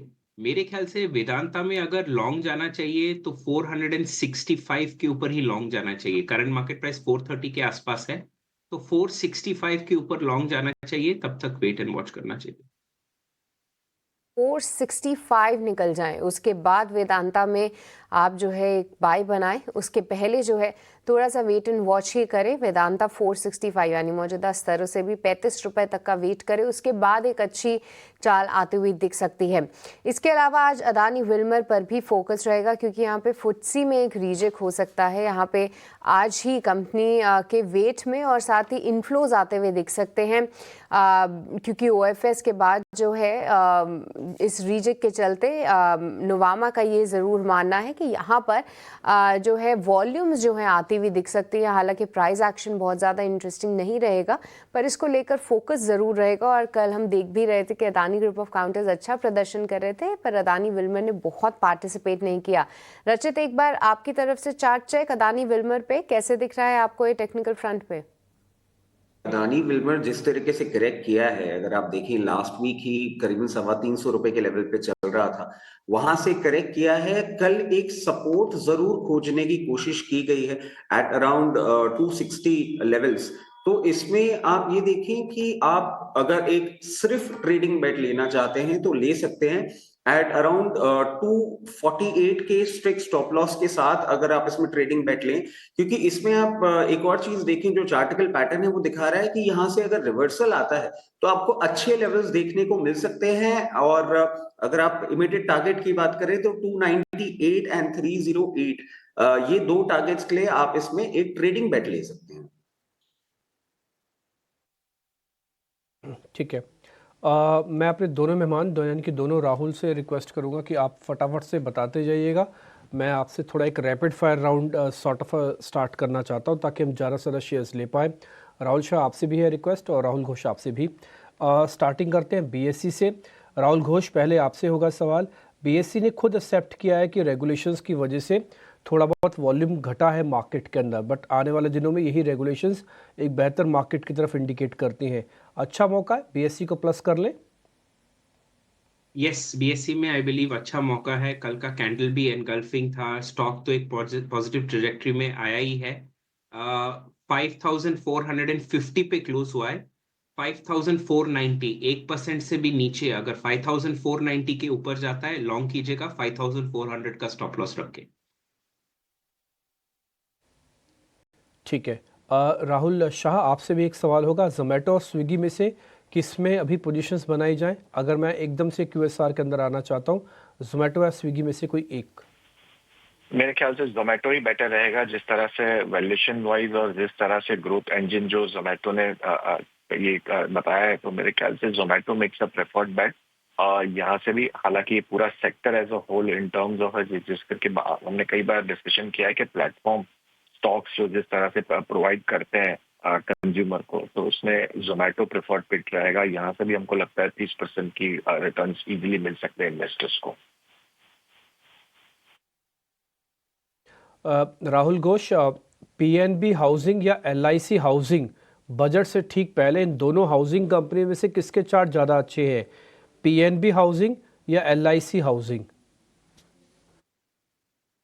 एलआईसी हाउसिंग तो करंटली इतना स्ट्रॉन्ग डाउन ट्रेंड है तो निवेश करना हम उचित नहीं समझेंगे। पीएनबी हाउसिंग का चार्ट क्विकली देख लेते हैं।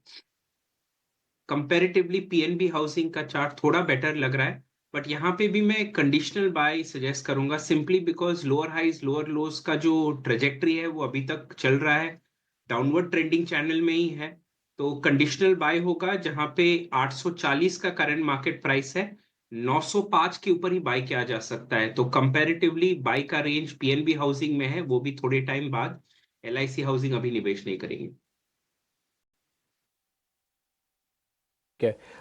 काफ़ी सारे हमारे दर्शक ना आईडीबीआई के बारे में पता करना चाहते हैं। राहुल घोष, कल की ज़बरदस्त तेज़ी के बाद आज आईडीबीआई के अंदर क्या किया जाए, एक बार थोड़ा गाइड कीजिए, और जिनसे बस मिस हुई है वो क्या करें? तो ये जो मूव आया है पब्लिक सेक्टर बैंक्स में कल न्यूज की वजह से, ये मोस्ट पब्लिक सेक्टर बैंक्स, एक दो पीएनबी को छोड़ के मोस्ट पब्लिक सेक्टर बैंक्स में आप देखेंगे यही कैंडल फॉर्मेशन बना है। बट इसमें फॉलो थ्रू आएगा कि नहीं वो बहुत जरूरी है।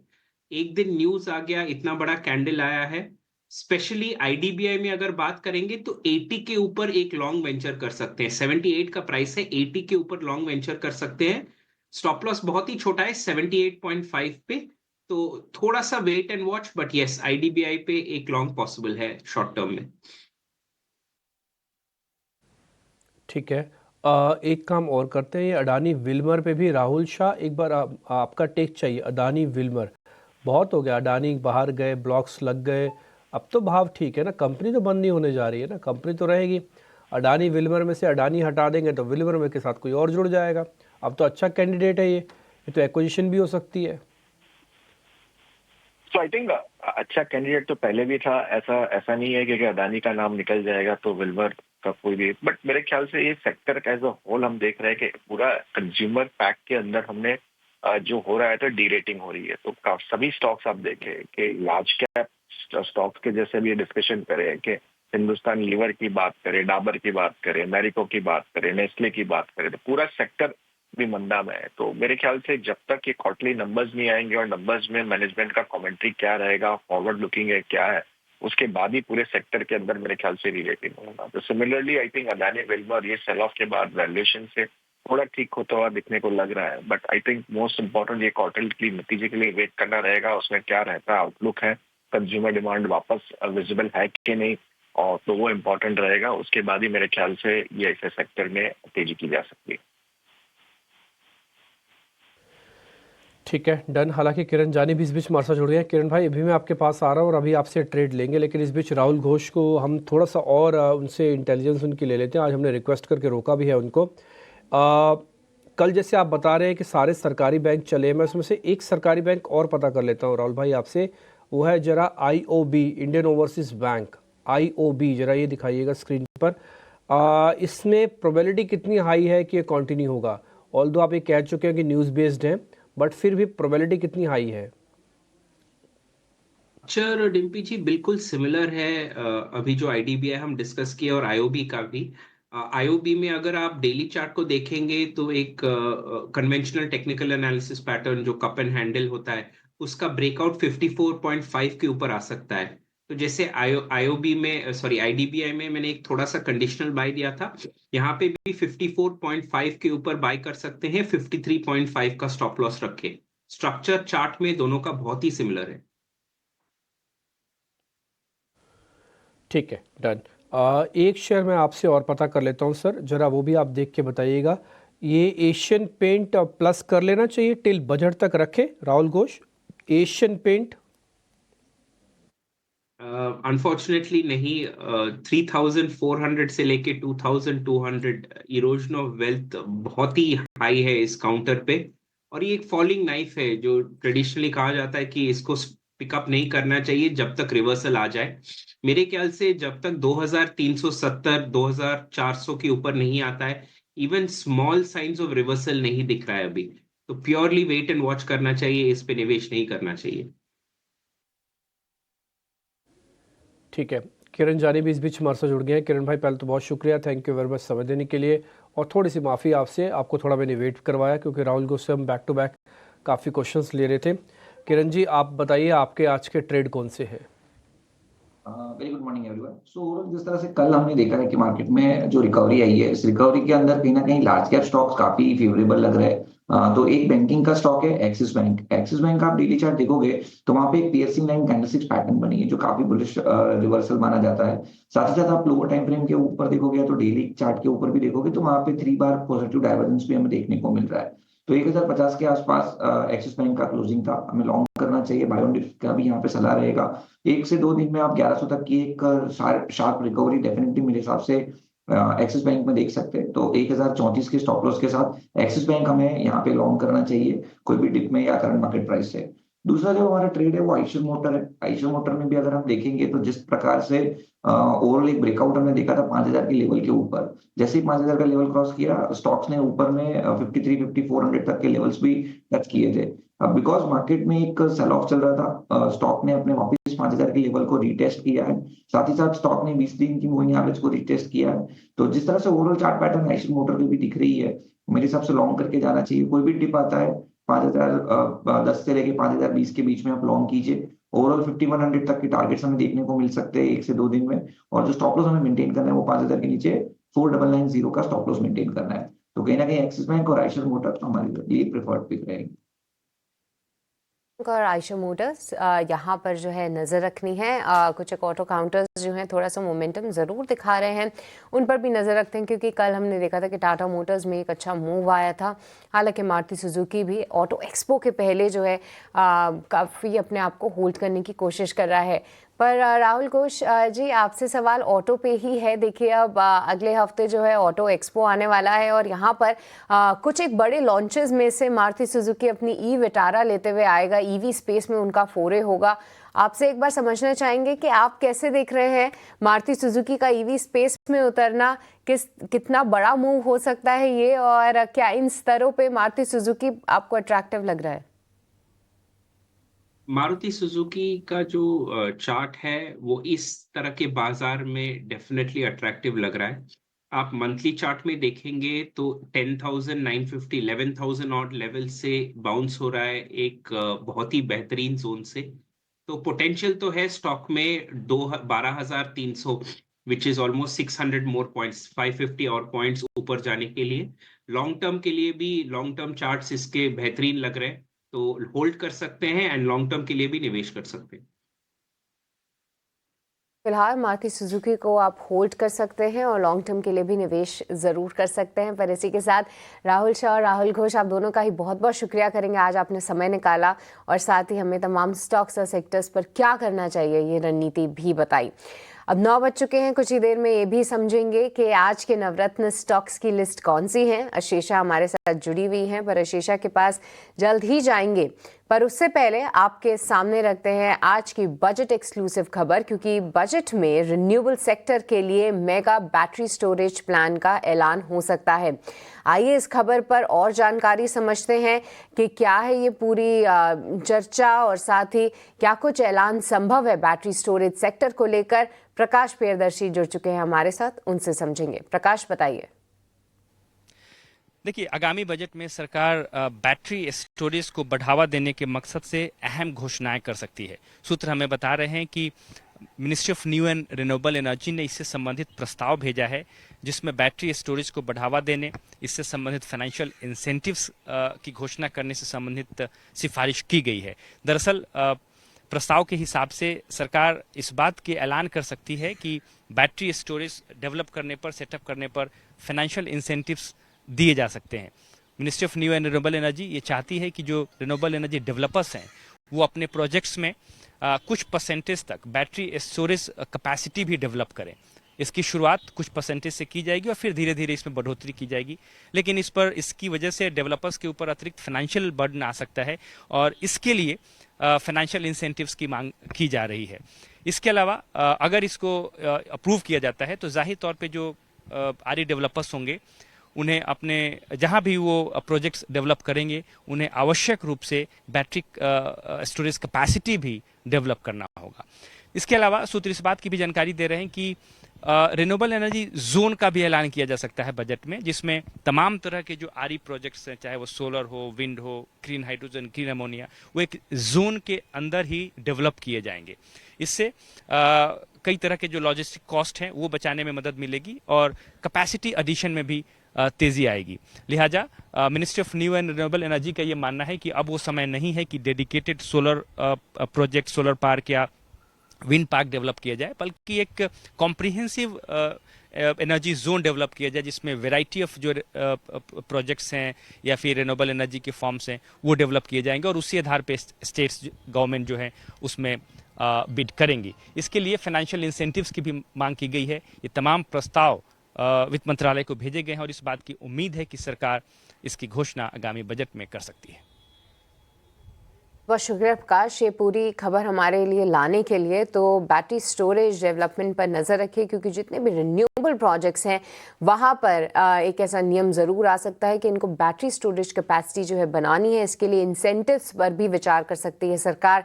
ये खबर प्रकाश हमारे लिए लाते हुए आगामी बजट में इसकी अनाउंसमेंट की उम्मीद ज़रूर है। पर चलिए अब आगे बढ़ेंगे और ये जानेंगे कि आज के नवरत्न स्टॉक्स कौन से हैं, कहाँ पर दिख सकता है एक्शन। और अशेषा जुड़ चुकी हैं ये पूरी लिस्ट के साथ। Over to you Ashesha. आज के 9 के नवरत्न में सृष्टि, सबसे पहले हम बात करेंगे IRFC की, जहां पर झारखंड के 3,200 200 करोड़ के कोल ब्लॉक के लिए कंपनी L1 बिडर घोषित हुआ है। तो बड़ी खबर प्री ओपन में 3.5% की तेजी ऑलरेडी IRFC स्टॉक में दिखी है। इसके अलावा पूरे QSR स्पेस पर मक्वेरी की रिपोर्ट आई है। उनका मानना है कि कंजम्पशन में जो स्लो डाउन दिखा था वो रिवर्स होता हुआ नजर आया और चैनल चेक्स की माने तो रेस्टोरेंट कंजम्पशन में दिसंबर के महीने में अच्छा ग्रोथ दिखा, जिसके चलते देवयानी इंटरनेशनल पर आउटपरफॉर्म की रेटिंग इनिशिएट करी है। 220 रुपए प्रति शेयर का लक्ष्य रखा है। सफायर फूड्स 390 प्रति शेयर का लक्ष्य। तो पूरे QSR सेक्टर पर इस रिपोर्ट के चलते आज नजर रहेगी। इसके अलावा हीरो मोटोकॉर्प और सृष्टि अभी ऑटो एक्सपो की भी बात कर रही थी। इन्होंने भी एक स्कूटर लॉन्च की है डेस्टिनी 125। शुरुआती कीमत 80,450 के आसपास से होगी। 2% की तेजी के साथ स्टॉक शुरू होता हुआ नजर आया। BSE स्टॉक कल के सत्र में भी फोकस में था। कल 5% की तेजी दिखी। आज फिर एक बार नोवामा की रिपोर्ट आई है। खरीदारी की राय 6,730 रुपए प्रति शेयर का लक्ष्य और नोवामा का मानना है कि हाल ही में सेबी ने जो F&O वॉल्यूम्स और F&O पर रिस्ट्रिक्शंस लगाए हैं उसके बावजूद फंडामेंटल्स काफ़ी स्ट्रॉन्ग है, अपॉर्चुनिटी साइज काफ़ी अच्छी है, जिसके चलते खरीदारी की राय 6,730 रुपए प्रति शेयर का लक्ष्य नोवामा ने दिया है। इसके अलावा Aditya Birla fashion and retail, जहां पर बोर्ड ऑफ डायरेक्टर्स की बैठक होगी, फंड रेजिंग प्लान्स कंसिडर किए जाएंगे और QIP यानी क्वालिफाइड इंस्टीट्यूशनल प्लेसमेंट्स के द्वारा ये फंड रेजिंग कंसिडर किया जाएगा। इंश्योरेंस सेक्टर के कई सारे स्टॉक्स फोकस में रहेंगे। इन्वेस्टेक की रिपोर्ट आई है। पेयर ट्रेडिंग के लिए इनिशिएट किया है कवरेज। SBI लाइफ को लॉन्ग की रेटिंग दी है, 1850 रुपए प्रति शेयर का लक्ष्य और ICICI प्रूडेंशियल लाइफ को शॉर्ट की रेटिंग दी है, 770 रुपए प्रति शेयर का लक्ष्य। इन इंश्योरेंस स्टॉक्स के अलावा HDFC लाइफ, इस स्टॉक पर भी सबकी नजर रहेगी। आज नतीजे आते हुए नजर आएंगे, जहां पर VNB मार्जिन्स दबाव में दिख सकता है। 27% जो कंपनी ने same time last year report किए थे VNB मार्जिन्स, वो घटकर अब 25% पर हो सकते हैं। डिक्सन टेक्नोलॉजी पर MK की बड़ी रिपोर्ट है, जहां उन्होंने इनिशिएट किया है कवरेज। खरीदारी की राय 20,000 रुपए प्रति शेयर का लक्ष्य। उनका मानना है कि कंपनी ने काफ़ी स्ट्रॉन्ग परफॉर्मेंस पिछले कुछ सालों में रिपोर्ट किया है, वो कंटिन्यू होता हुआ नजर आ सकता है। अपॉर्चुनिटी साइज अभी भी काफ़ी अच्छी है। 20% का सेल्स ग्रोथ और 40% का EPS CAGR कंपनी अगले कुछ सालों तक रिपोर्ट कर पाएगी। तो काफ़ी पॉजिटिव रिपोर्ट। 20,000 रुपए प्रति शेयर का लक्ष्य। MK की इस रिपोर्ट के चलते डिक्सन टेक्नोलॉजीज पर भी अपनी नज़र रखें। और लास्ट JM फाइनेंशियल की रिपोर्ट है सीमेंट सेक्टर पर। याद रखें, हाल फिलहाल में काफ़ी कंसोलिडेशन दिखा है इस सेक्टर में, लेकिन JM फाइनेंशियल का मानना है कि अब जो कंसोलिडेशन दिखा है इनऑर्गेनिक या ऑर्गेनिक रूट से, उससे फोकस टर्न होकर अब प्राइसिंग और प्रॉफिटेबिलिटी पर सभी कंपनियों का फोकस रहेगा। तो positive report UltraTech cement, JK cement और इसके अलावा अंबुजा, इन तीनों स्टॉक्स पर खरीदारी की राय दी है। इनिशिएटिंग कवरेज रिपोर्ट और पूरे सीमेंट सेक्टर पर इस रिपोर्ट के चलते आप अपनी नजर रखें।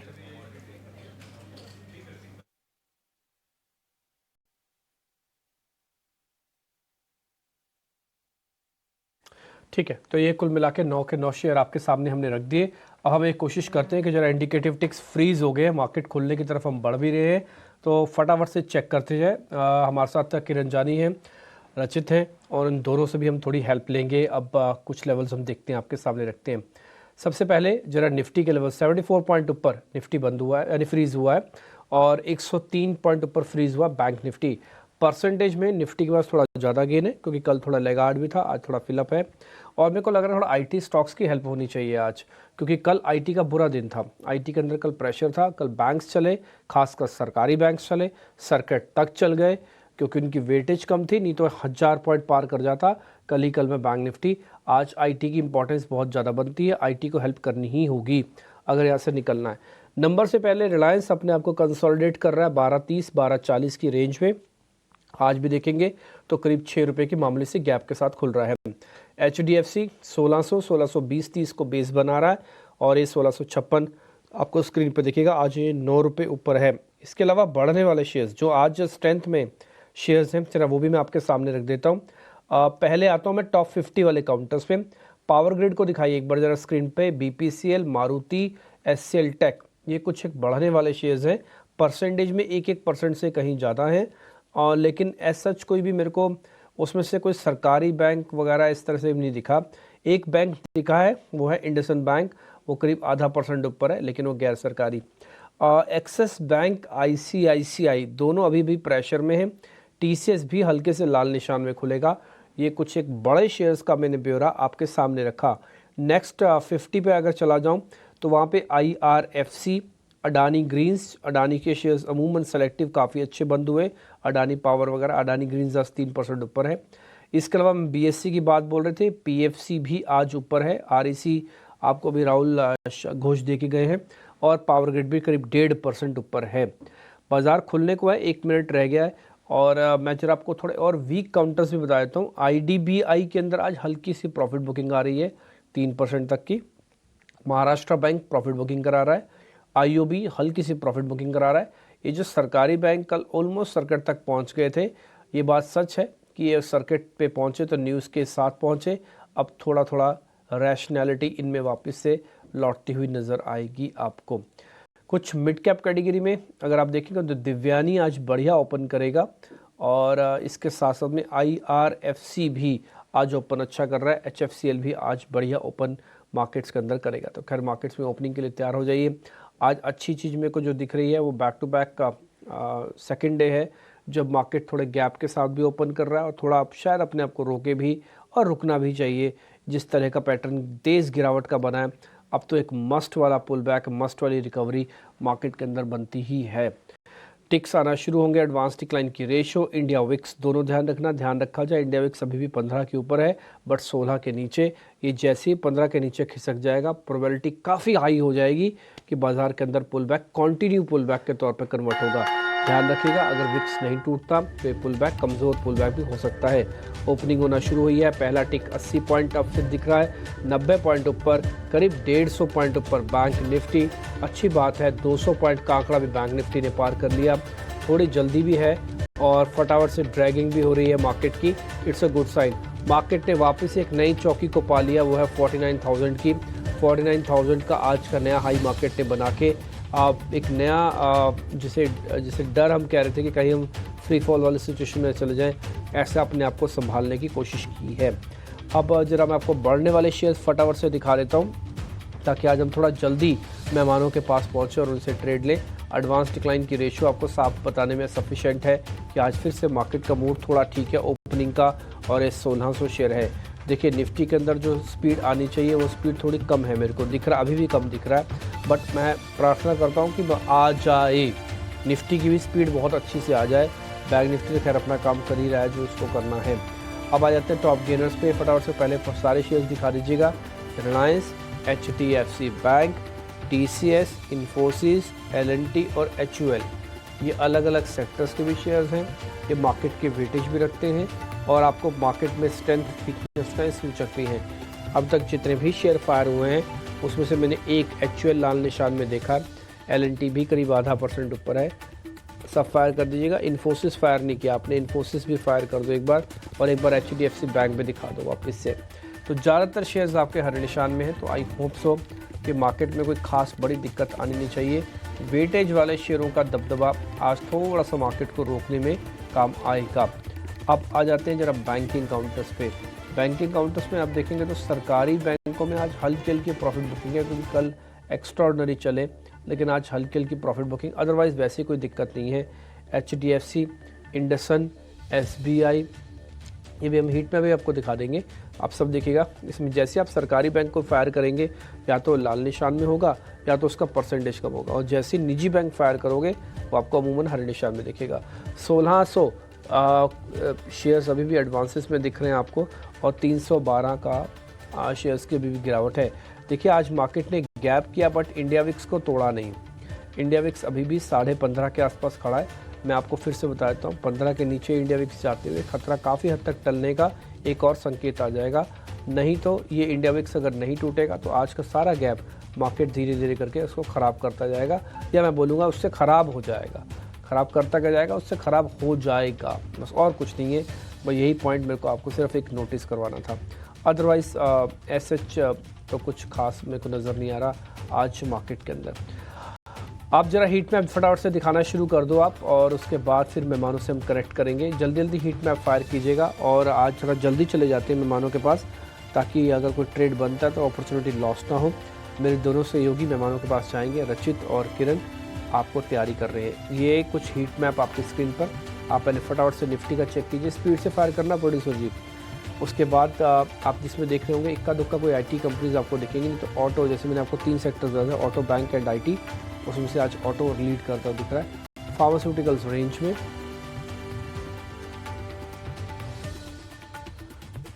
ये निफ्टी बैंक है, जैसे मैंने कहा स्टार्टिंग में आपको प्राइवेट बैंक्स थोड़े अच्छे दिखेंगे, निजी बैंक, सरकारी बैंकों में हल्की हल्की सी प्रॉफिट बुकिंग है, स्क्रीन पर देख पा रहे हैं। आईटी का हिस्सा है, टीसीएस को छोड़ दिया जाए तो ज़्यादातर बड़े शेयर्स आज मार्केट में खरीद निशान में, इनकी बहुत इंपॉर्टेंस है और इनका रोल बहुत रिक्वायर्ड है इस समय। ये एफएमसीजी का इंडेक्स आपकी स्क्रीन पर, इसमें कुछ लिकर वाली कंपनीज भी हैं, जैसे रेडिको खैतान, तो सबसे ज़्यादा बढ़ने वाले शेयर्स में से एक हुआ है। रियल एस्टेट के अंदर सेलेक्टिव होने की ज़रूरत है, ज़्यादातर शेयर्स आपको पार्टिसिपेट करते हुए दिख रहे हैं, ये हीट मैप से आपको साफ साफ समझ में आ रहा है। खैर मेटल के इंडेक्स भी देख लीजिए, मेटल्स में तो तभी आइएगा जब थोड़ा ग्लोबल सेट ऑफ वगैरह है, 20 तारीख के बाद आना मेरे को लगता है ज़्यादा समझदारी है, उससे पहले थोड़ा ठीक नहीं है।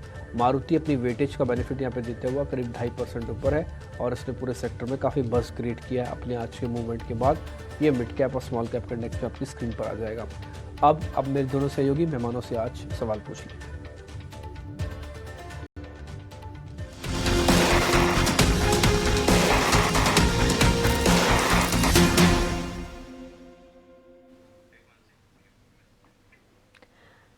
चलिए, लगातार दूसरा ट्रेडिंग सेशन, जबकि बाजार की रैशनल सदी हुई पॉजिटिव शुरुआत होती हुई दिख रही है। कल से रिलीफ रैली जो शुरू हुई थी, ऑलमोस्ट 80% बुलिश ट्रेंड इस वक्त भी नजर आ रहा है। मजबूती के साइंस, बेंचमार्क्स और साथ ही ब्रॉडर मार्केट्स में देखने को मिल रहे हैं। आइए हमारे एक्सपर्ट से जानते हैं कि बाजार की शुरुआत को कैसे देख रहे हैं और ओपनिंग ट्रेड्स इस वक्त उनकी तरफ से क्या होंगे। रचित, गुड मॉर्निंग, बताइए आपकी तरफ से ओपनिंग ट्रेड्स क्या होंगे?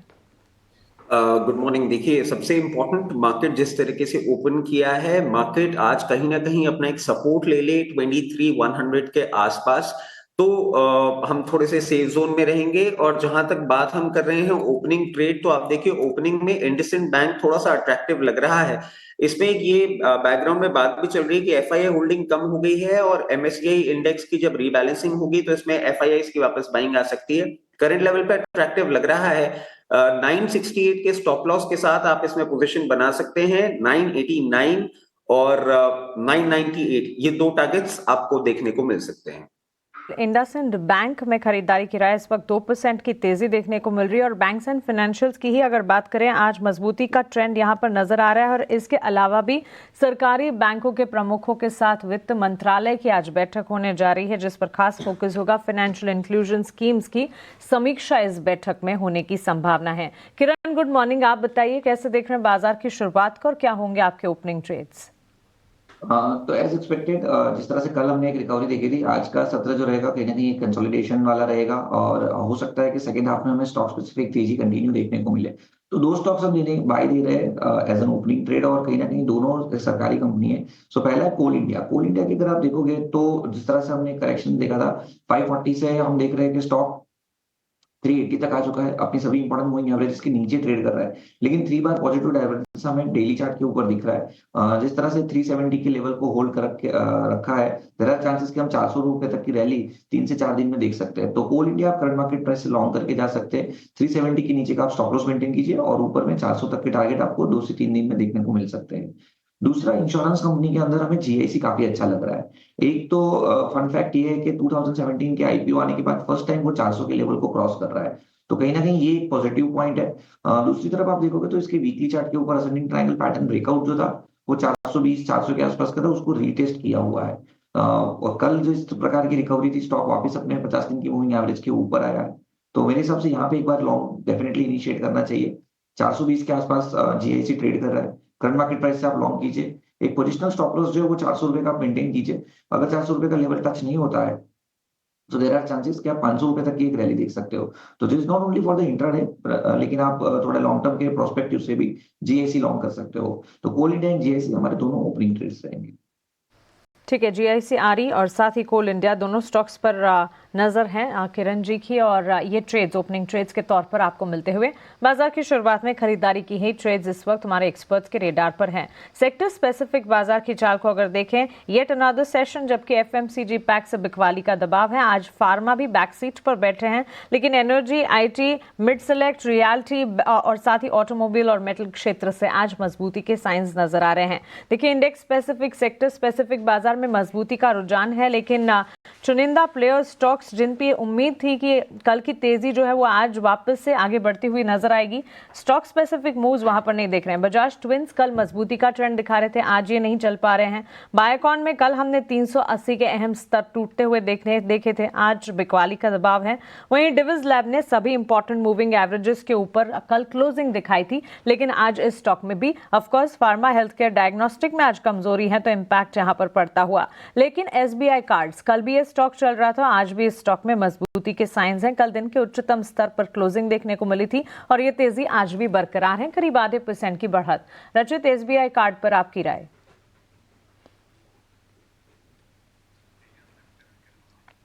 ओके, किरण, आपकी राय? एसबीआई कार्ड 737 के लेवल्स पर ऑलमोस्ट 0.5% के गेन्स हैं। एसबीआई कार्ड की अगर हम बात करें तो जिस प्रकार से डेली चार्ट हमें देखने को मिल रहा है, एक काफी वी शेप रिकवरी हमें देखने को मिली है। मल्टीपल बॉटम या तो डबल बॉटम पैटर्न ब्रेकआउट हमें कह सकते हैं। तो 740 के ऊपर हमारा कंडीशनल बाय रहेगा। अभी 738 737 के आसपास ही ट्रेड कर रहा है। अगर 740 के ऊपर ये स्टॉक निकल जाता है तो देयर आर चांसेस के हम ऊपर में 770 780 तक की एक रैली देख सकते हैं। तो कंडीशनल बाय रहेगा, 740 के ऊपर हमें लॉन्ग करना चाहिए। जो स्टॉप लॉस हमें मेंटेन करना है वो नीचे में आप कहीं ना कहीं 720 का स्टॉप लॉस मेंटेन कीजिए, जहां पे उसकी 100 डेज और 200 डेज की मूविंग एवरेज है। अगर 720 का लेवल ब्रेक नहीं होता है और 740 क्रॉस कर देता है तो चांसेस है आपको एक अच्छी खासी रैली देखने को मिल सकती है। तो 740 हमारा कंडीशनल बाय है। ये कंडीशनल बाय 740 के स्तर को एक बार देखना होगा। इन स्तरों पर खरीदारी के मौके ढूंढे जा सकते हैं, यहां से फिर ज्यादा तेजी बढ़ती हुई नजर आएगी। लेकिन एक्सचेंज एंसिलरी स्टॉक्स पर भी एक नजर होनी चाहिए। कैम्स दिन की शुरुआत के साथ अच्छी मजबूती यहां पर देखने को मिली है और ये तेजी जो है अब भी बरकरार। बीएसई लिमिटेड पर भी येट अनदर ट्रेडिंग सेशन जबकि मजबूती है और दूसरा सेशन जबकि ब्रोकरेजेस के पॉजिटिव रेडार पर यह स्टॉक है। खरीदारी की राय के साथ निवामा ने कवरेज शुरू की है और 6730 के टारगेट से मानकर चल रहे हैं।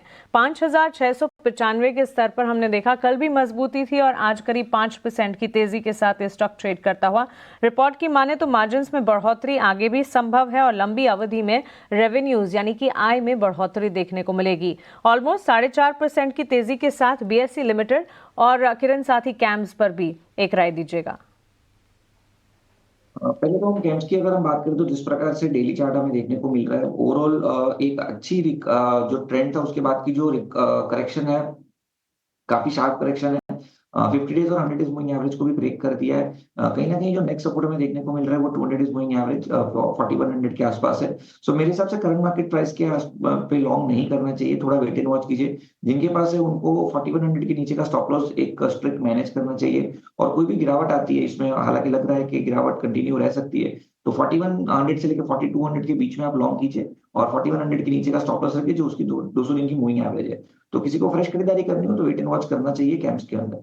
बीएससी के अंदर अगर हम देखें तो बीएससी में एक शार्प रिकवरी पिछले 3 दिन से हम देख रहे हैं। जो एक फॉलिंग चैनल था उसका ब्रेकआउट देखने को मिल रहा है। स्टॉक 20 डेज मूविंग एवरेज के नीचे गया था, उसके ऊपर भी कल उसने क्लोजिंग दिया है और आज एक गैप अप ओपनिंग भी हुई है। सो हम इस गैप अप को चेज नहीं करेंगे, लेकिन कोई भी टिप आता है 5600 5500 के बीच में तो मेरे हिसाब से लॉन्ग करना चाहिए। 5500 का एक स्टॉप लॉस आप मेंटेन कीजिए और ऊपर में कहीं ना कहीं 6000 तक के लेवल्स बीएससी में देखने को मिल सकते हैं। तो गैप को चेज ना कीजिए, कोई भी टिप आता है तो डेफिनेटली टिप में हम लॉन्ग कर सकते हैं। ठीक है, तो चलिए गैप को भी फिलहाल चेज नहीं करना है। बीएससी पे देखिए तमाम ब्रोकरेजेस की रिपोर्ट्स जो हैं बीएससी पे आती हुई दिख रही है, बड़े टारगेट्स दे रहे हैं, पर ये भी ध्यान रखना है कि जितनी भी ये ब्रोकरेज रिपोर्ट्स आती हैं ये इमीडिएट टारगेट्स नहीं बताते हैं। इनका जो नज़रिया होता है वो नेक्स्ट 12 महीने 18 महीने का होता है, तो उसको ध्यान में रख के ही अगर आप शॉर्ट टर्म के लिए देख रहे हैं तभी आप देखिए बीएससी पर पर पिछले हाल फिलहाल 3 से 4 दिनों में एक अच्छा मूव ऑलरेडी आ चुका है इस पर्टिकुलर काउंटर में, इसको भी नोट ज़रूर करिएगा। अभी अगर हम देखें तो हालांकि इंडेक्स तो अपने आप को होल्ड करने की कोशिश कर रहा है, पर जैसा कि हम बता रहे थे कि ऑटोज़ में अब धीरे धीरे करके एक चर्निंग ज़रूर हो रही है। हर दूसरे दिन हम देख रहे हैं कि कोई एक दो ऑटो काउंटर्स जो है लीड लेते हुए नजर आ रहे हैं, और आज लग रहा है कि बारी है मारुति सुजुकी और साथ ही बजाज ऑटो की, क्योंकि देखिए ऑटो की इस पूरी पिटाई में इन दोनों काउंटर्स की भी पिटाई जमकर हुई थी। पर मारुति सुजुकी के लिए काफ़ी इंटरेस्टिंग टाइम आने वाला है, क्योंकि देखिए ईवी का पेनिट्रेशन इंडिया में मात्र 2% ही है, पर मारुति सुजुकी का पैसेंजर व्हीकल में जितना मार्केट शेयर है वो 40% से भी ज़्यादा है। तो ऐसे में दिग्गज मारुति सुजुकी जब मार्केट में उतरेगी अपनी ईवी को लेकर, किस तरीके का इकोसिस्टम वो बिल्ड करती है, इसको काफ़ी नज़र में रखना होगा। किरण, एक बार आपसे समझना चाहेंगे, 12,000 के ऊपर निकला है, कैसे देख रहे हैं आप? तो डेली चार्ट के ऊपर मारुति का अगर हम चार्ट देखें तो जिस प्रकार से एक रिकवरी आई है, डेली चार्ट पे क्लियर कट एक फ्लैट पैटर्न ब्रेकआउट हमें देखने को मिल रहा है। काउंटर अपनी सभी इंपॉर्टेंट मूविंग एवरेज के ऊपर जिस रिकवरी से आया है, जो स्पीड से आया है, डेफिनेटली ये रिकवरी कंटिन्यू रह सकती है। No doubt 200 days moving average का जो रेजिस्टेंस है वो 12,150 का है, तो वहां पे थोड़ा कंसोलिडेट हो सकता है, लेकिन मेरे हिसाब से कोई भी डिप मिले या करंट मार्केट प्राइस से लॉन्ग करना चाहिए। 11,800 के नीचे का एक्स्ट्रा स्टॉप लॉस मेंटेन कीजिए। अगर 11,800 ब्रेक नहीं होता है तो there are very good chances कि हम 13,000 तक की एक रैली मारुति के अंदर डेफिनेटली देख सकते हैं। तो काफी एक स्ट्रॉन्ग रिकवरी है, मेरे हिसाब से लॉन्ग करना चाहिए। ऑलराइट, लॉन्ग करना चाहिए और काफ़ी इंटरेस्टिंग टाइम्स रहेगा, क्योंकि मारुति सुजुकी इंडिया में तो देखिए फोकस है ही, पर ऐसे में मारुति कॉरपोरेशन के जो हेड हैं वो भी मोबिलिटी ऑटो एक्सपो में भाग लेते हुए नजर आएंगे, तो उनकी तरफ से भी बड़े प्लान्स और कमेंट्री पर नज़र ज़रूर रहेगी। तो ये काउंटर पर अगले एक हफ्ते से शायद हम चर्चा ज़रूर करते रहें। इसके अलावा बजाज ऑटो भी आज एक अच्छे एक्शन में है। किरण, इस पे भी आपसे एक बार मैं चार्ट चेक लेना चाहूँगी, पर उससे पहले अपने दर्शकों को ये बता दें कि पिछले 2 से 3 महीनों में बजाज ऑटो ने इलेक्ट्रिक 2 व्हीलर में बाजी मारी है, ओला को पीछे छोड़ा है। अब इलेक्ट्रिक 2 व्हीलर में सबसे ज़्यादा मार्केट शेयर अगर किसी का है तो वो है बजाज ऑटो का। हालांकि दिसंबर के जो आंकड़े थे उनमें थोड़ा सा उथल पुथल हमें ज़रूर देखने को मिला, पर इसके अलावा अगर हम आउटलुक की बात करें तो इलेक्ट्रिक 2 व्हीलर जो है इनका ब्रेक इवन के आसपास आने लगा है, तो अब अर्निंग्स में उसका भी एक मोमेंटम आते हुए दिखेगा। एक्सपोर्ट्स अच्छा कर रहे हैं। जी हाँ, डोमेस्टिक मार्केट में थोड़ा सा उतार चढ़ाव ज़रूर है बजाज ऑटो में, पर अर्निंग्स के लिहाज से भी फोकस ज़रूर रखें, क्योंकि ऑटो कंपनीज में सबसे पहले अर्निंग्स अगर कोई दिग्गज ऑटो कंपनी देती है तो वो बजाज ऑटो ही है। किरण, एक बार बजाज ऑटो पे आपकी राय, क्योंकि 9,000 के आसपास कई समय बिताया, अब 8,500 के आसपास सपोर्ट लेने की कोशिश कर रहा है, बाउंस बैक दिखा रहा है, पर क्या पार्टिसिपेट करें इसमें? सो ओवरऑल जिस प्रकार की हमने फॉल देखी थी, एक इनिशियली जब 12,000 से बजाज ऑटो टूटना स्टार्ट हुआ या तो करेक्शन स्टार्ट हुआ, कहीं ना कहीं एक स्टीप करेक्शन था। उसके बाद स्लोली ग्रेजुअली हम देख रहे हैं कि बहुत ही स्मॉल डेली रेंज के अंदर रेड कैंडल बनाते हुए काउंटर ऑलमोस्ट 10,300 से हम देख रहे हैं कि 8,600 8,500 तक का बॉटम बना है। अब यहाँ से एक राउंडिंग बॉटम बन सकता है। जिस प्रकार का रिकवरी हम देख रहे हैं, स्लोली ग्रेजुअली रिकवरी आ सकता है। बुलिश डाइवर्जेंस भी हमें मल्टीपल दिख रहे हैं। एक्सट्रीम ओवरसोल्ड टेरिटरी के अंदर से न्यूट्रल जोन के अंदर इनकी मोमेंटम इंडिकेटर आए, तो कहीं ना कहीं मेरे हिसाब से डेफिनेटली एक बार के लिए लॉन्ग करना चाहिए। एक पोजिशनल स्टॉप लॉस 8,500 का मेंटेन कीजिए। अगर 8,500 ब्रेक नहीं होता है तो एक स्मार्ट रिकवरी हमें 10,000 तक की देखने को मिल सकती है। तो रिस्क रिवॉर्ड रेशियो काफी फेवरेबल, डेफिनेटली मेरे हिसाब से लॉन्ग करके जाना चाहिए। ठीक है, ये स्टॉक हो गया बजाज का। बजाज के इनफैक्ट आज 2-4 शेयर काफ़ी एक्टिव हैं, Bajaj finance, Finserv, Bajaj auto, ये सभी इनफैक्ट बजाज होल्डिंग्स भी, क्योंकि उनकी तो होल्डिंग ही है सब में, तो सभी के सभी शेयर्स आज एक्टिव है। आज सुबह भी रचित हमको यही बता रहे थे कि बजाज फिनसर्व उनकी लिस्ट में से एक है। खैर, हम थोड़ा और आगे बढ़ जाते हैं एक बार, और अजीत मिश्रा को भी अपने साथ जोड़ लेते हैं। अजीत भाई, बहुत शुक्रिया, थैंक यू वेरी मच समय देने के लिए। ज़रा बताइए सर, आपके ट्रेड कौन से हैं आज के? Good morning Dimpy. तो डिम्पी देखिए, मार्केट में थोड़ा सा कल का सेशन पॉज का रहा, आज भी ऊपर के लेवल थोड़ा सा प्रॉफिट टेकिंग दिख रही है। तो टोन देखिए नेगेटिव है लार्जली, अभी भी हमको इंडेक्स में कैरिड अवे नहीं होना है। तो डिफेंसिव्स वहां पे अभी भी थोड़ी सी स्ट्रेंथ दिख रही है सिलेक्टिवली। अगर आप बात करें एफएमसीजी पैक में, तो मैरिको जहाँ पे काफी ज्यादा स्ट्रेंथ है, ग्रेजुअली एक कंसोलिडेशन रेंज ब्रेकआउट के बाद अपने अप मूव कंटिन्यू कर रहा है। तो यहाँ पे एंटिसिपेशन है कि ये मूव कंटिन्यू रहेगा आने वाले दिनों में। 688 तक के लेवल्स एंटिसिपेटेड है। यहाँ 645 के स्टॉप लॉस के साथ मैरिको को लॉन्ग करने की रिकमेंडेशन होगी। वहीं पे जो पेन काउंटर्स हैं वहां दोबारा से एक रिकवरी अटेम्प्ट के बाद फेलियर दिख रहा है। जो प्रीवियस स्विंग लो है उसके नीचे स्लिप हो रहे हैं, तो दोनों ही नाम एशियन पेंट्स, बर्जर पेंट, इसमें एशियन पेंट्स को शॉर्टिंग की रिकमेंडेशन होगी। इंडिकेशन ये है कि ये प्रेशर कंटिन्यू रहेगा पोस्ट दिस ब्रेकडाउन और करीब करीब 2135 तक के लेवल्स यहाँ देखने को मिल सकते हैं डाउन साइड पे। तो 2310 के स्टॉप लॉस के साथ एशियन पेंट को भी शॉर्ट करने की रिकमेंडेशन होगी। ठीक है, डन। तो एशियन पेंट मैं सुबह पूछ ही रहा था कि क्या पुल बैक करना चाहिए कि नहीं करना चाहिए, तो राहुल घोष पे बता रहे थे कि नहीं करना चाहिए, वीक काउंटर है और अपनी वीकनेस को वापस से दिखाते हुए देखिए मार्केट्स के अंदर सारी बढ़त अपनी खो दी है। यही सुबह हमसे सवाल पूछा गया था, तो हमने भी अजीत सर यही बात रखी दर्शकों के सामने कि देखिए भाई इतना बुरी तरह से पिटे हैं हम और नंबर्स इतने ख़राब रहे हैं, डाटा इतना ख़राब है कि उसको एक दिन में ठीक नहीं हो सकता। कल तो सिर्फ एक कंपलसरी वाला पुल बैक लग रहा था, वो भी इसलिए कि बहुत ज़्यादा एक्सट्रीम हो गया था, तो जब अति की भी अति हो जाती है उसके बाद एक हल्का सा पुल बैक तो मार्केट के अंदर था, लेकिन वो पुल बैक भी ऐसा स्ट्रांग नहीं था।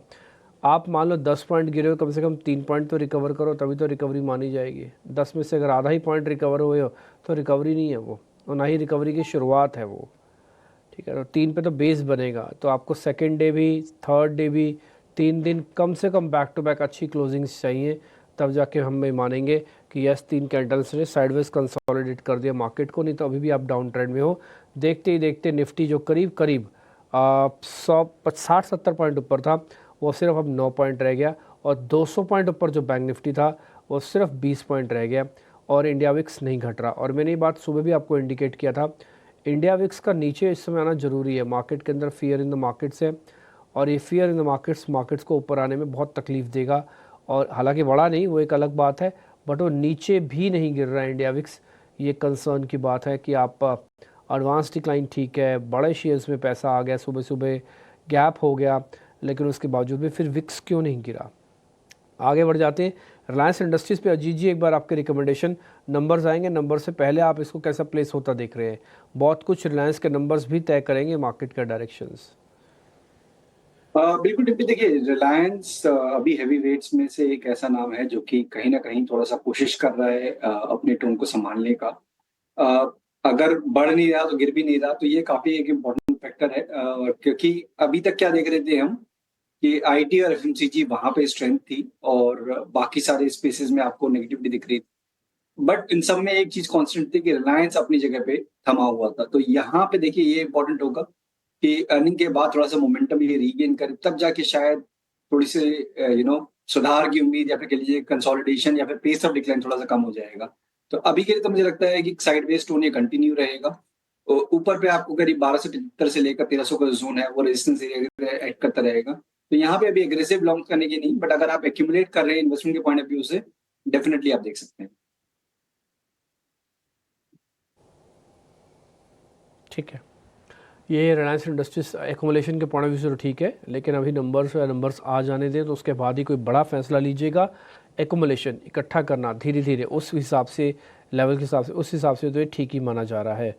अब कुछ और शेयर्स पे आ जाते हैं जहाँ पर आज थोड़ी स्ट्रेंथ देखने को मिल रही है। पहले मैं जरा नेक्स्ट 50-100 में चेक करता हूँ। बीएससी की चर्चा हम कल भी कर रहे थे, आज सुबह भी मैंने पता किया, बढ़िया चला है 3-3.5%। किरण जी और कितना चल सकता है? बीएससी के खुद चेयरमैन ने माना है कि देखिए एफ&ओ के ऊपर रेगुलेशन से वॉल्यूम कम हुआ है, बट वो फेज़ हो गया है, अब मार्केट ज़्यादा अच्छे से रेगुलेटेड है, जो फ्रॉड था वो छट गया है, अब इसका बेनिफिट बीएससी को मिल रहा है। 2 दिन में करीब 6-7% ऊपर आ चुका है। इसी की अगर हम बात करें, जैसे आपने बताया कि पिछले 2-3 दिन में काफी एक रिकवरी हमने देखी है। स्टॉक जो अपने 20 डेज मूविंग एवरेज के नीचे था, साथ ही साथ फॉलिंग चैनल के अंदर ट्रेड कर रहा था, वहां से एक शार्प रिकवरी या तो ब्रेकआउट हम कंसिडर कर सकते हैं, लेकिन फिर भी ये गैप को हम चेस नहीं करेंगे। कोई भी डिप आए तो डिप में आप लॉन्ग कीजिए। एक शॉर्ट टर्म स्टॉप लॉस जो है वो 5400 का हमें मेंटेन करना है। अगर 5400 ब्रेक नहीं होता है तो 6000 तक की एक स्मार्ट रिकवरी डेफिनेटली कार्ड के ऊपर, मतलब हम बीएससी के ऊपर देख सकते हैं। बट मेरे हिसाब से बाय ऑन डिप्स की यहाँ पे स्ट्रेटेजी रखनी चाहिए, और 5400 का स्टॉप लॉस और ऊपर में 6000 तक के टारगेट।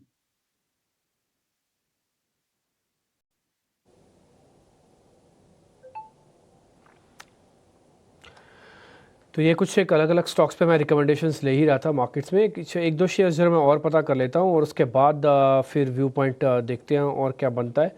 देखिए बैंक निफ्टी आ गया लाल निशान में, 42 पॉइंट नीचे। बड़ी प्रॉब्लम है, एक दिन की तेज़ी के बाद इस तरह का होता है तो और बड़ी प्रॉब्लम हो जाती है। आप जैसे मन बनाने को होते हैं वैसे ही बाज़ार फिर आपको और झटका देता है। और एक बात सुबह भी हमको समझ में आ रही थी, कल का डाटा देख के ही समझ में आ गया था कि कोई भी चीज़ में कोई बदलाव नहीं हुआ, ना तो होल्डिंग्स में बदलाव हुआ, ना कोई बड़ा नंबर है, ना कोई सरकारी बयानबाजी हुई है, ना ही ग्लोबल मार्केट से कोई अच्छे संकेत आए हैं, ना ही कोई फेड का फैसला आया, ना ही ऐसा कुछ हुआ है कि जिससे मार्केट की पूरी डेमोग्राफी को चेंज कर दिया जाए। ऐसा तो कुछ भी नहीं है। एक कंपलसरी पुल बैक आना था, वो आ गया। और मेरे को तो डर ये है कि जितना पुल बैक कल आया उतना फॉल ना हो जाए वापस से। मेरी प्रॉब्लम यहाँ से शुरू होती है।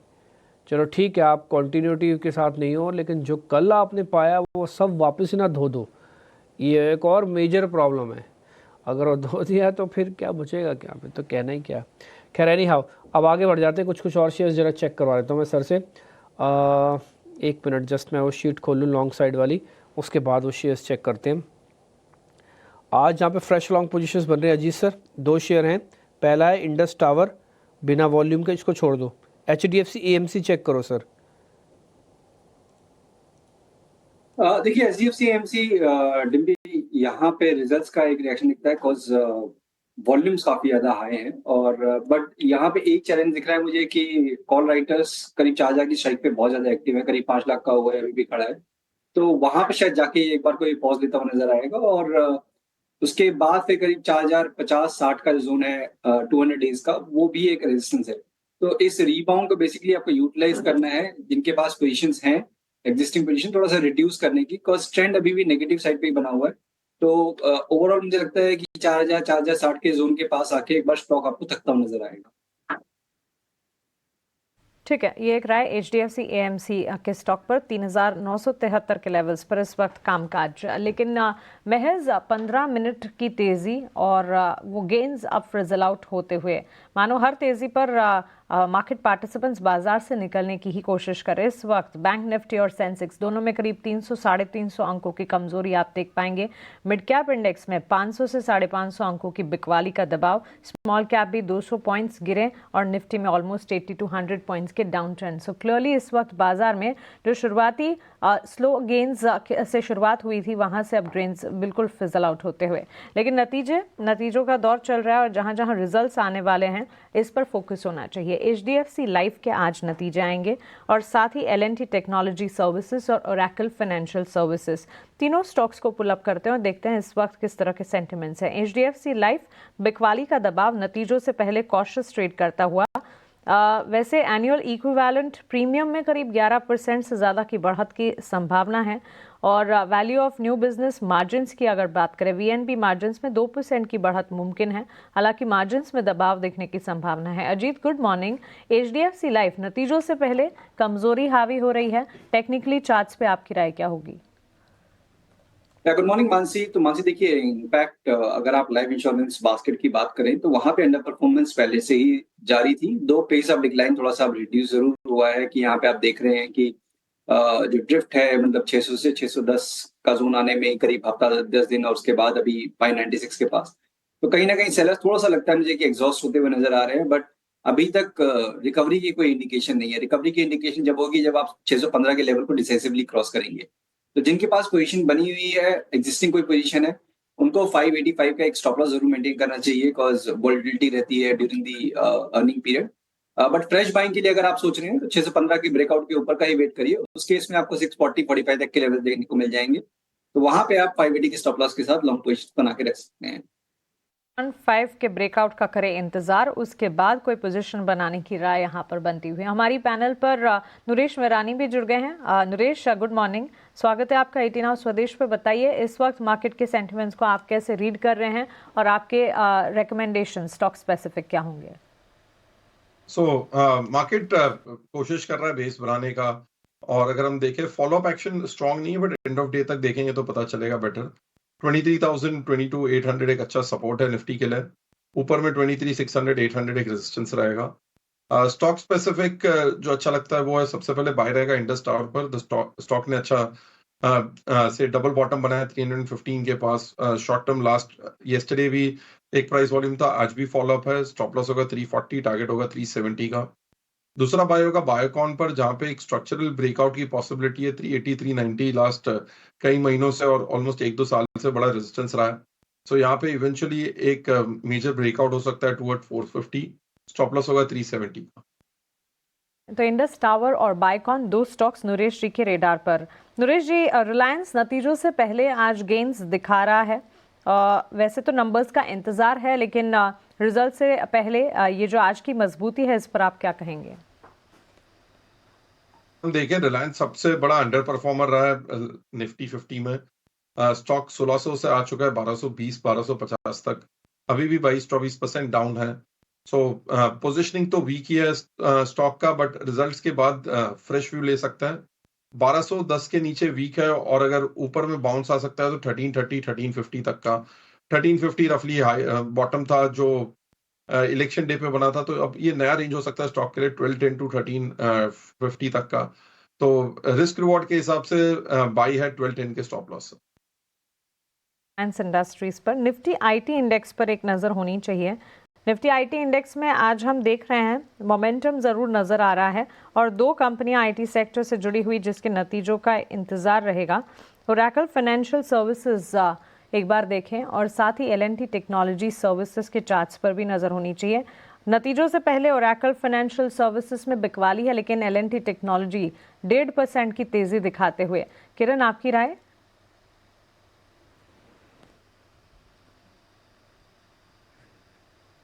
Okay, Ajit, L and T technology services और साथ ही ओरेकल फाइनेंशियल पर आप राय दीजिएगा।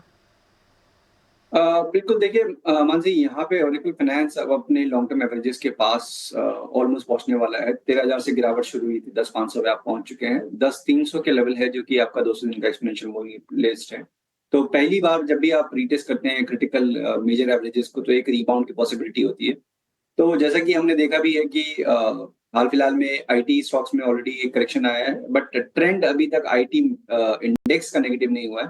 तो वो देखते हुए एक पॉसिबिलिटी दिखती है कि 10,300 को ये एक बार रिस्पेक्ट करेगा और एक रिबाउंड की पॉसिबिलिटी बनेगी। उस केस में 11,000 11,400 तक के लेवल्स पॉसिबल हैं, but strict stop loss maintain करना चाहिए, क्योंकि 10,300 के नीचे जब भी आप लॉन्ग टर्म एवरेजेस के नीचे जाएंगे तो प्रेशर बढ़ सकता है। तो ज्यादा बड़ा रिस्क रिवॉर्ड नहीं है, डेफिनेटली आप अटेम्प्ट कर सकते हैं अगर आप प्लान करना चाहते हैं कोई लॉन्ग पोजीशन यहाँ पे।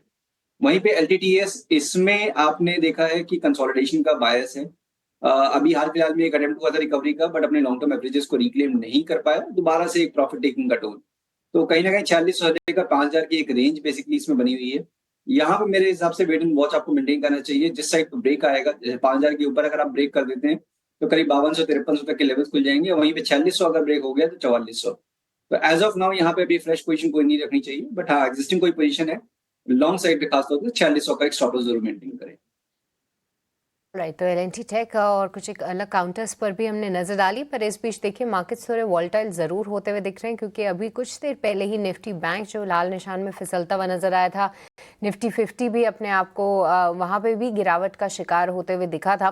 अब वो फिर से हरे निशान में लौट रहे हैं, पर इसके बीच इंटरेस्टिंग बात ये हुई है कि जो ब्रेथ ऑफ द मार्केट है वो थोड़ी सी सुधरती हुई नजर आई है, क्योंकि ब्रॉडर मार्केट्स में अगर हम देखें, खास तौर से एडवांस और डिक्लाइन के जो नंबर्स अगर हम देखें, तो वहाँ पे जो गिरने वाले शेयर्स की संख्या थी अभी कुछ देर पहले मार्केट खुलने के बाद वो संख्या ज़्यादा थी, पर अब वो विपरीत होकर जो बढ़ने वाले शेयर्स जो हैं वो ज़्यादा दिख रहे हैं बजाय गिरने वाले शेयर्स के। तो breadth of the market improve हो रही है, इसको आप ध्यान में रखिए।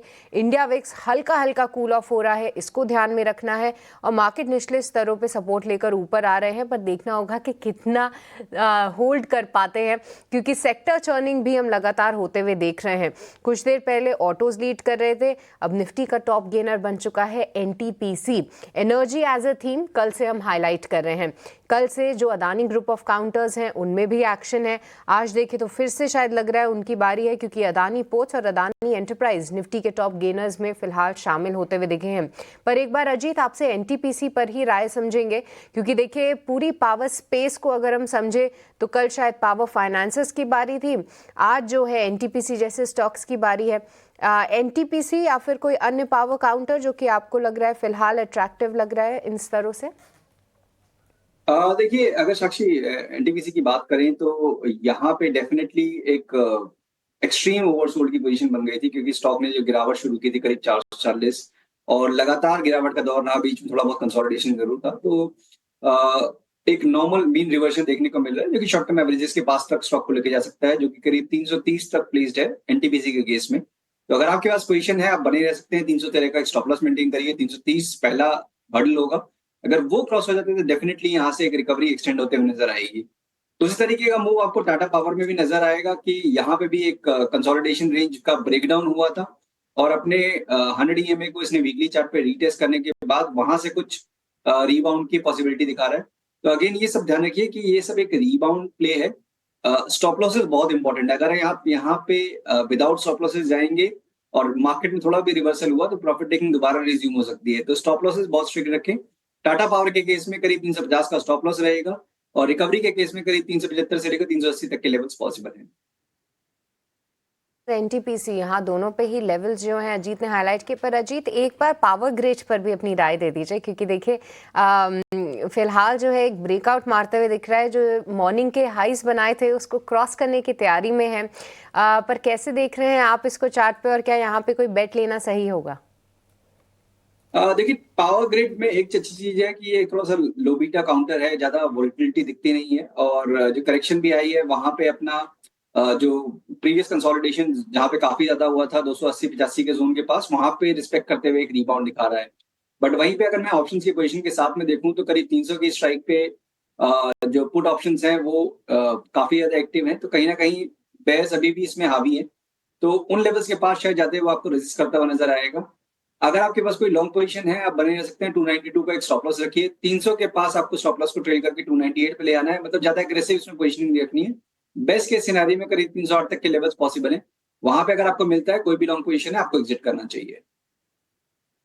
तो 308 के आसपास अगर ये जाता है तो अपने एग्जिस्टिंग लॉन्ग्स को आप जो है एग्जिट करें। पावर ग्रिड एक लो बीटा काउंटर है, इस पर रखते हैं नज़र। पर इस बीच कुछ एक टेलीकॉम काउंटर्स फिर से अच्छी तेज़ी दिखा रहे हैं, जिसमें इंडस टावर्स और वोडाफोन आइडिया। हमने कल भी इस पर चर्चा करी थी, क्योंकि इंडस टावर्स पे जो ओवरहैंग था कि वोडाफोन PLC अपनी हिस्सेदारी बेचेगी, वो अब हटती हुई नज़र आई है।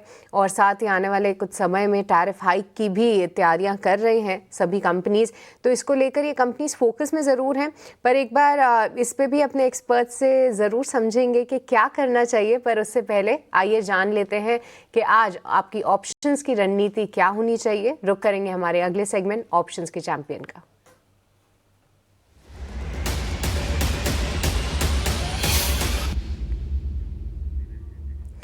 तो आज ऑप्शंस के चैंपियन की रणनीति बताने के लिए हमारे साथ नीलेश जैन जुड़ चुके हैं। Nilesh, good morning. बताइए क्या स्ट्रैटेजी है आज के लिए?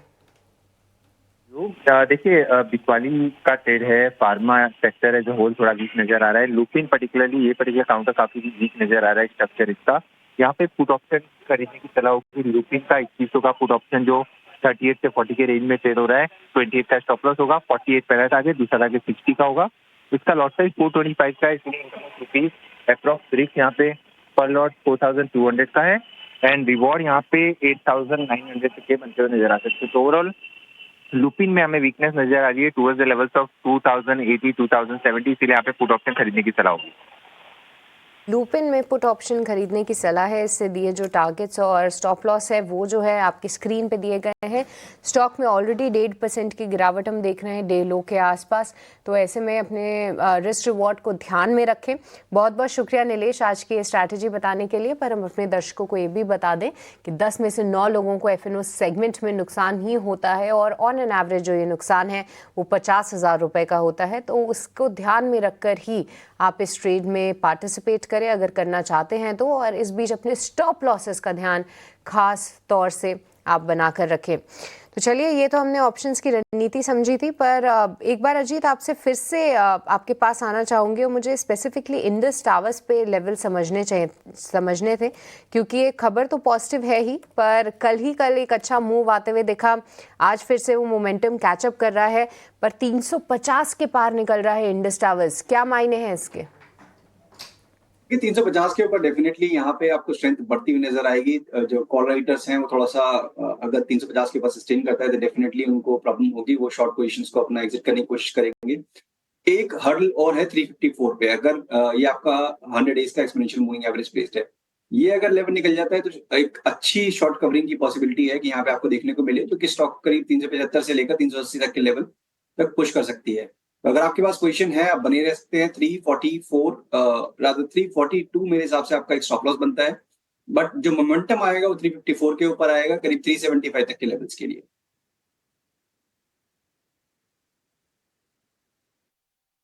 निफ्टी थोड़ी ज़्यादा वॉलेटाइल है एज़ कम्पेयर टू निफ्टी। वजह एक तो वो हैवी है अभी, दूसरा कल की थोड़ी शॉर्ट कवरिंग आई हुई है और पनिशमेंट ज़्यादा मिली हुई है, तीसरा बैंकिंग काउंटर्स में कल भी पार्टिसिपेशन काफ़ी अच्छा था। सरकारी वाला खेमा छोड़ दूं तो आज भी देखो HDFC, ICICI, एक्सिस, एक बार ज़रा दिखाना, सारे दिखाओ, इंडसन भी दिखाओ, कोटक भी दिखाओ, तो उनमें एक बॉटम बन रहा है वापस से और शायद एक पुल बैक आ जाए, है ना। तो एक तो ये पॉइंट है। तीसरा जो मेरे को इस पूरी स्क्रीन पे, जो मैंने अपने यहाँ पे स्क्रीन लगा रखी है, उसमें सिर्फ एक ही चीज़ मेरे को बार बार हिट कर रही है कि आपका इंडिया विक्स टूट नहीं रहा अभी भी। फियर इन द मार्केट है, ये फियर इन द मार्केट्स ना आपके पुल बैक को कमज़ोर पुल बैक कर रहा है। नहीं तो मैं आपको सच्ची बात बताऊं, जो आज मार्केट ने 200-250 पॉइंट का बैंक निफ्टी ने दिखाया था ना, पहली बात तो नीचे ही नहीं आता, अगर आ जाता थोड़ा बहुत तो वो बहुत स्पीड से और ऊपर करके अब तक अपना हाई ब्रेक कर चुका होता। आता है ऊपर बट विक्स कम नहीं हो रहा है। विक्स का कम होना बहुत ज़रूरी है। एडवांस डिक्लाइन अपने आप ठीक हो जाएगा बट विक्स कम हो। विक्स एक इंडिकेटर है इस समय वॉलेटिलिटी का, जो एक्सट्रीम है, 15.5 पे एक्सट्रीम हो जाता है आजकल के सिनेरियो को देखते हुए। लेकिन दूसरा सूचक है फियर का, still fear in the markets है। और एक और चीज़, ऐसी तरह से जैसे आपने निफ्टी का फ्यूचर्स की प्लेट दिखाई है ना, ऐसे बैंक निफ्टी के भी फ्यूचर्स की प्लेट दिखाना। कवरिंग जब तक बहुत स्ट्रांगली मार्केट के अंदर नहीं आएगी, जिसमें चेंज इन OI वहाँ पे माइनस लिखा होना चाहिए, ठीक है ना। ऐसे बैंक निफ्टी का फ्यूचर्स भी दिखाना, जैसे कल 3.5% था, यहाँ पे देखो 0.08% है और कल था 4% माइनस का। अभी क्या है, कुछ भी नहीं है। हाँ, ये बात भी समझ सकता हूँ कि चलो बाज़ार खुले हुए भी आधा घंटा हुआ है सर, कल तो पूरे दिन भर का था, वो पॉइंट टेकन है। लेकिन चेंज इन ओपन इंटरेस्ट बहुत स्ट्रॉन्ग होना चाहिए। चेंज इन ओपन इंटरेस्ट का मतलब वो पावर, वो फ्यूल, वो एनर्जी डाइवर्ट होनी चाहिए एक तरफ, तो या वो तेज़ी की तरफ हो या वो मंदी की तरफ हो। वो अभी थोड़ा इनडिसाइसिव इन नेचर है, इसलिए भी विक्स नहीं टूट रहा। विक्स टूटे या तो ओपन इंटरेस्ट के अंदर शॉर्ट कवरिंग, इन दोनों में से पहला कुछ ना कुछ होना चाहिए।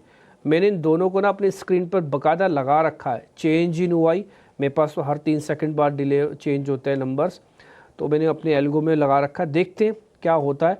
बट अभी भी मैं वेट एंड वॉच की स्थिति में हूँ। मेरे पास एग्रेशन तो है बट मैं अभी भी, क्योंकि मेरे को विक्स नीचे चाहिए और थोड़ा ओपन इंटरेस्ट में शेडिंग चाहिए, जब तक ये दोनों नहीं होंगे मेरे साथ, मेरे को थोड़ा मुश्किल रहेगा। मेरा कंफर्ट जोन मार्केट के अंदर आके बाद में टूट रहा है। खैर एनी हाउ, नरेश मिरानी होंगे हमारे साथ। नरेश भाई अगर आप हैं तो एक बार ज़रा 2 शेयर आपसे पता कर लूँ मैं। तो पहला आप अपने ज़रा अपने मार्केट की रीडिंग में आपके पास कोई शेयर है तो पहले आप बता दो, फिर मैं आता हूँ आपके पास। आपने कुछ रीड किया, देखा है तो जो आप रिकमेंडेशन के तौर पर रखना चाहें सामने। अभी पावर ग्रिड एक स्टॉक है जो बाउंस बैक के लिए ट्रेड बन सकता है, काफी गिरा है और लो बीटा स्टॉक है, तो यहाँ पे एक 310 तक का बाउंस बैक आ सकता है, 290 का स्टॉप लॉस होगा। ठीक है, एक पावर ग्रिड आप कह रहे हैं डन। सर टाटा केमिकल छोड़ दो, टाटा केमिकल्स 1000 के ऊपर नहीं है, 1000 के ऊपर आके भी खैर कुछ नहीं कर रहा है ये एक अलग बात चल रही है इसके अंदर। एक शेयर मेरे पास और भी है, जस्ट अ मिनट, मैं अपनी लॉन्ग पोजीशंस की शीट चेक कर लेता हूँ। उसके अंदर से काफ़ी अच्छे से मिल जाएगा आपको। यस, शेयर का नाम है मारुति नहीं, इंडियन होटल। एक बार अजीत सर आप चेक करो, अजीत सर आप चेक करो इंडियन होटल्स, ये थोड़ा और पुल बैक रखेगा, मैं बजट तक रखना चाहता हूँ, आज बिल्डअप हो रहा है इसके अंदर। एक no doubt one of the best performing stock रहा है within this hotel space, और जो गिरावट भी आई इसने अपने 100 EMA को रिस्पेक्ट करते हुए, वहां से रिस्पेक्ट करते हुए बहुत स्ट्रांगली रिकवर कर रहा है। प्राइस एक्शन वॉल्यूम दोनों ही सपोर्टिव है, तो यहाँ से एंटिसिपेशन है कि ये मूव एक्सटेंड हो सकता है आपका करीब 828 तक के लेवल्स के लिए। क्योंकि थोड़ा सा वोलेटिलिटी ज्यादा रहती है, स्टॉप लॉस थोड़े डीपर होंगे। 775 अगर आप कंफर्टेबल हैं स्टॉप लॉस के साथ डेफिनेटली आप 728 तक के टारगेट्स के लिए इसको होल्ड कर सकते हैं।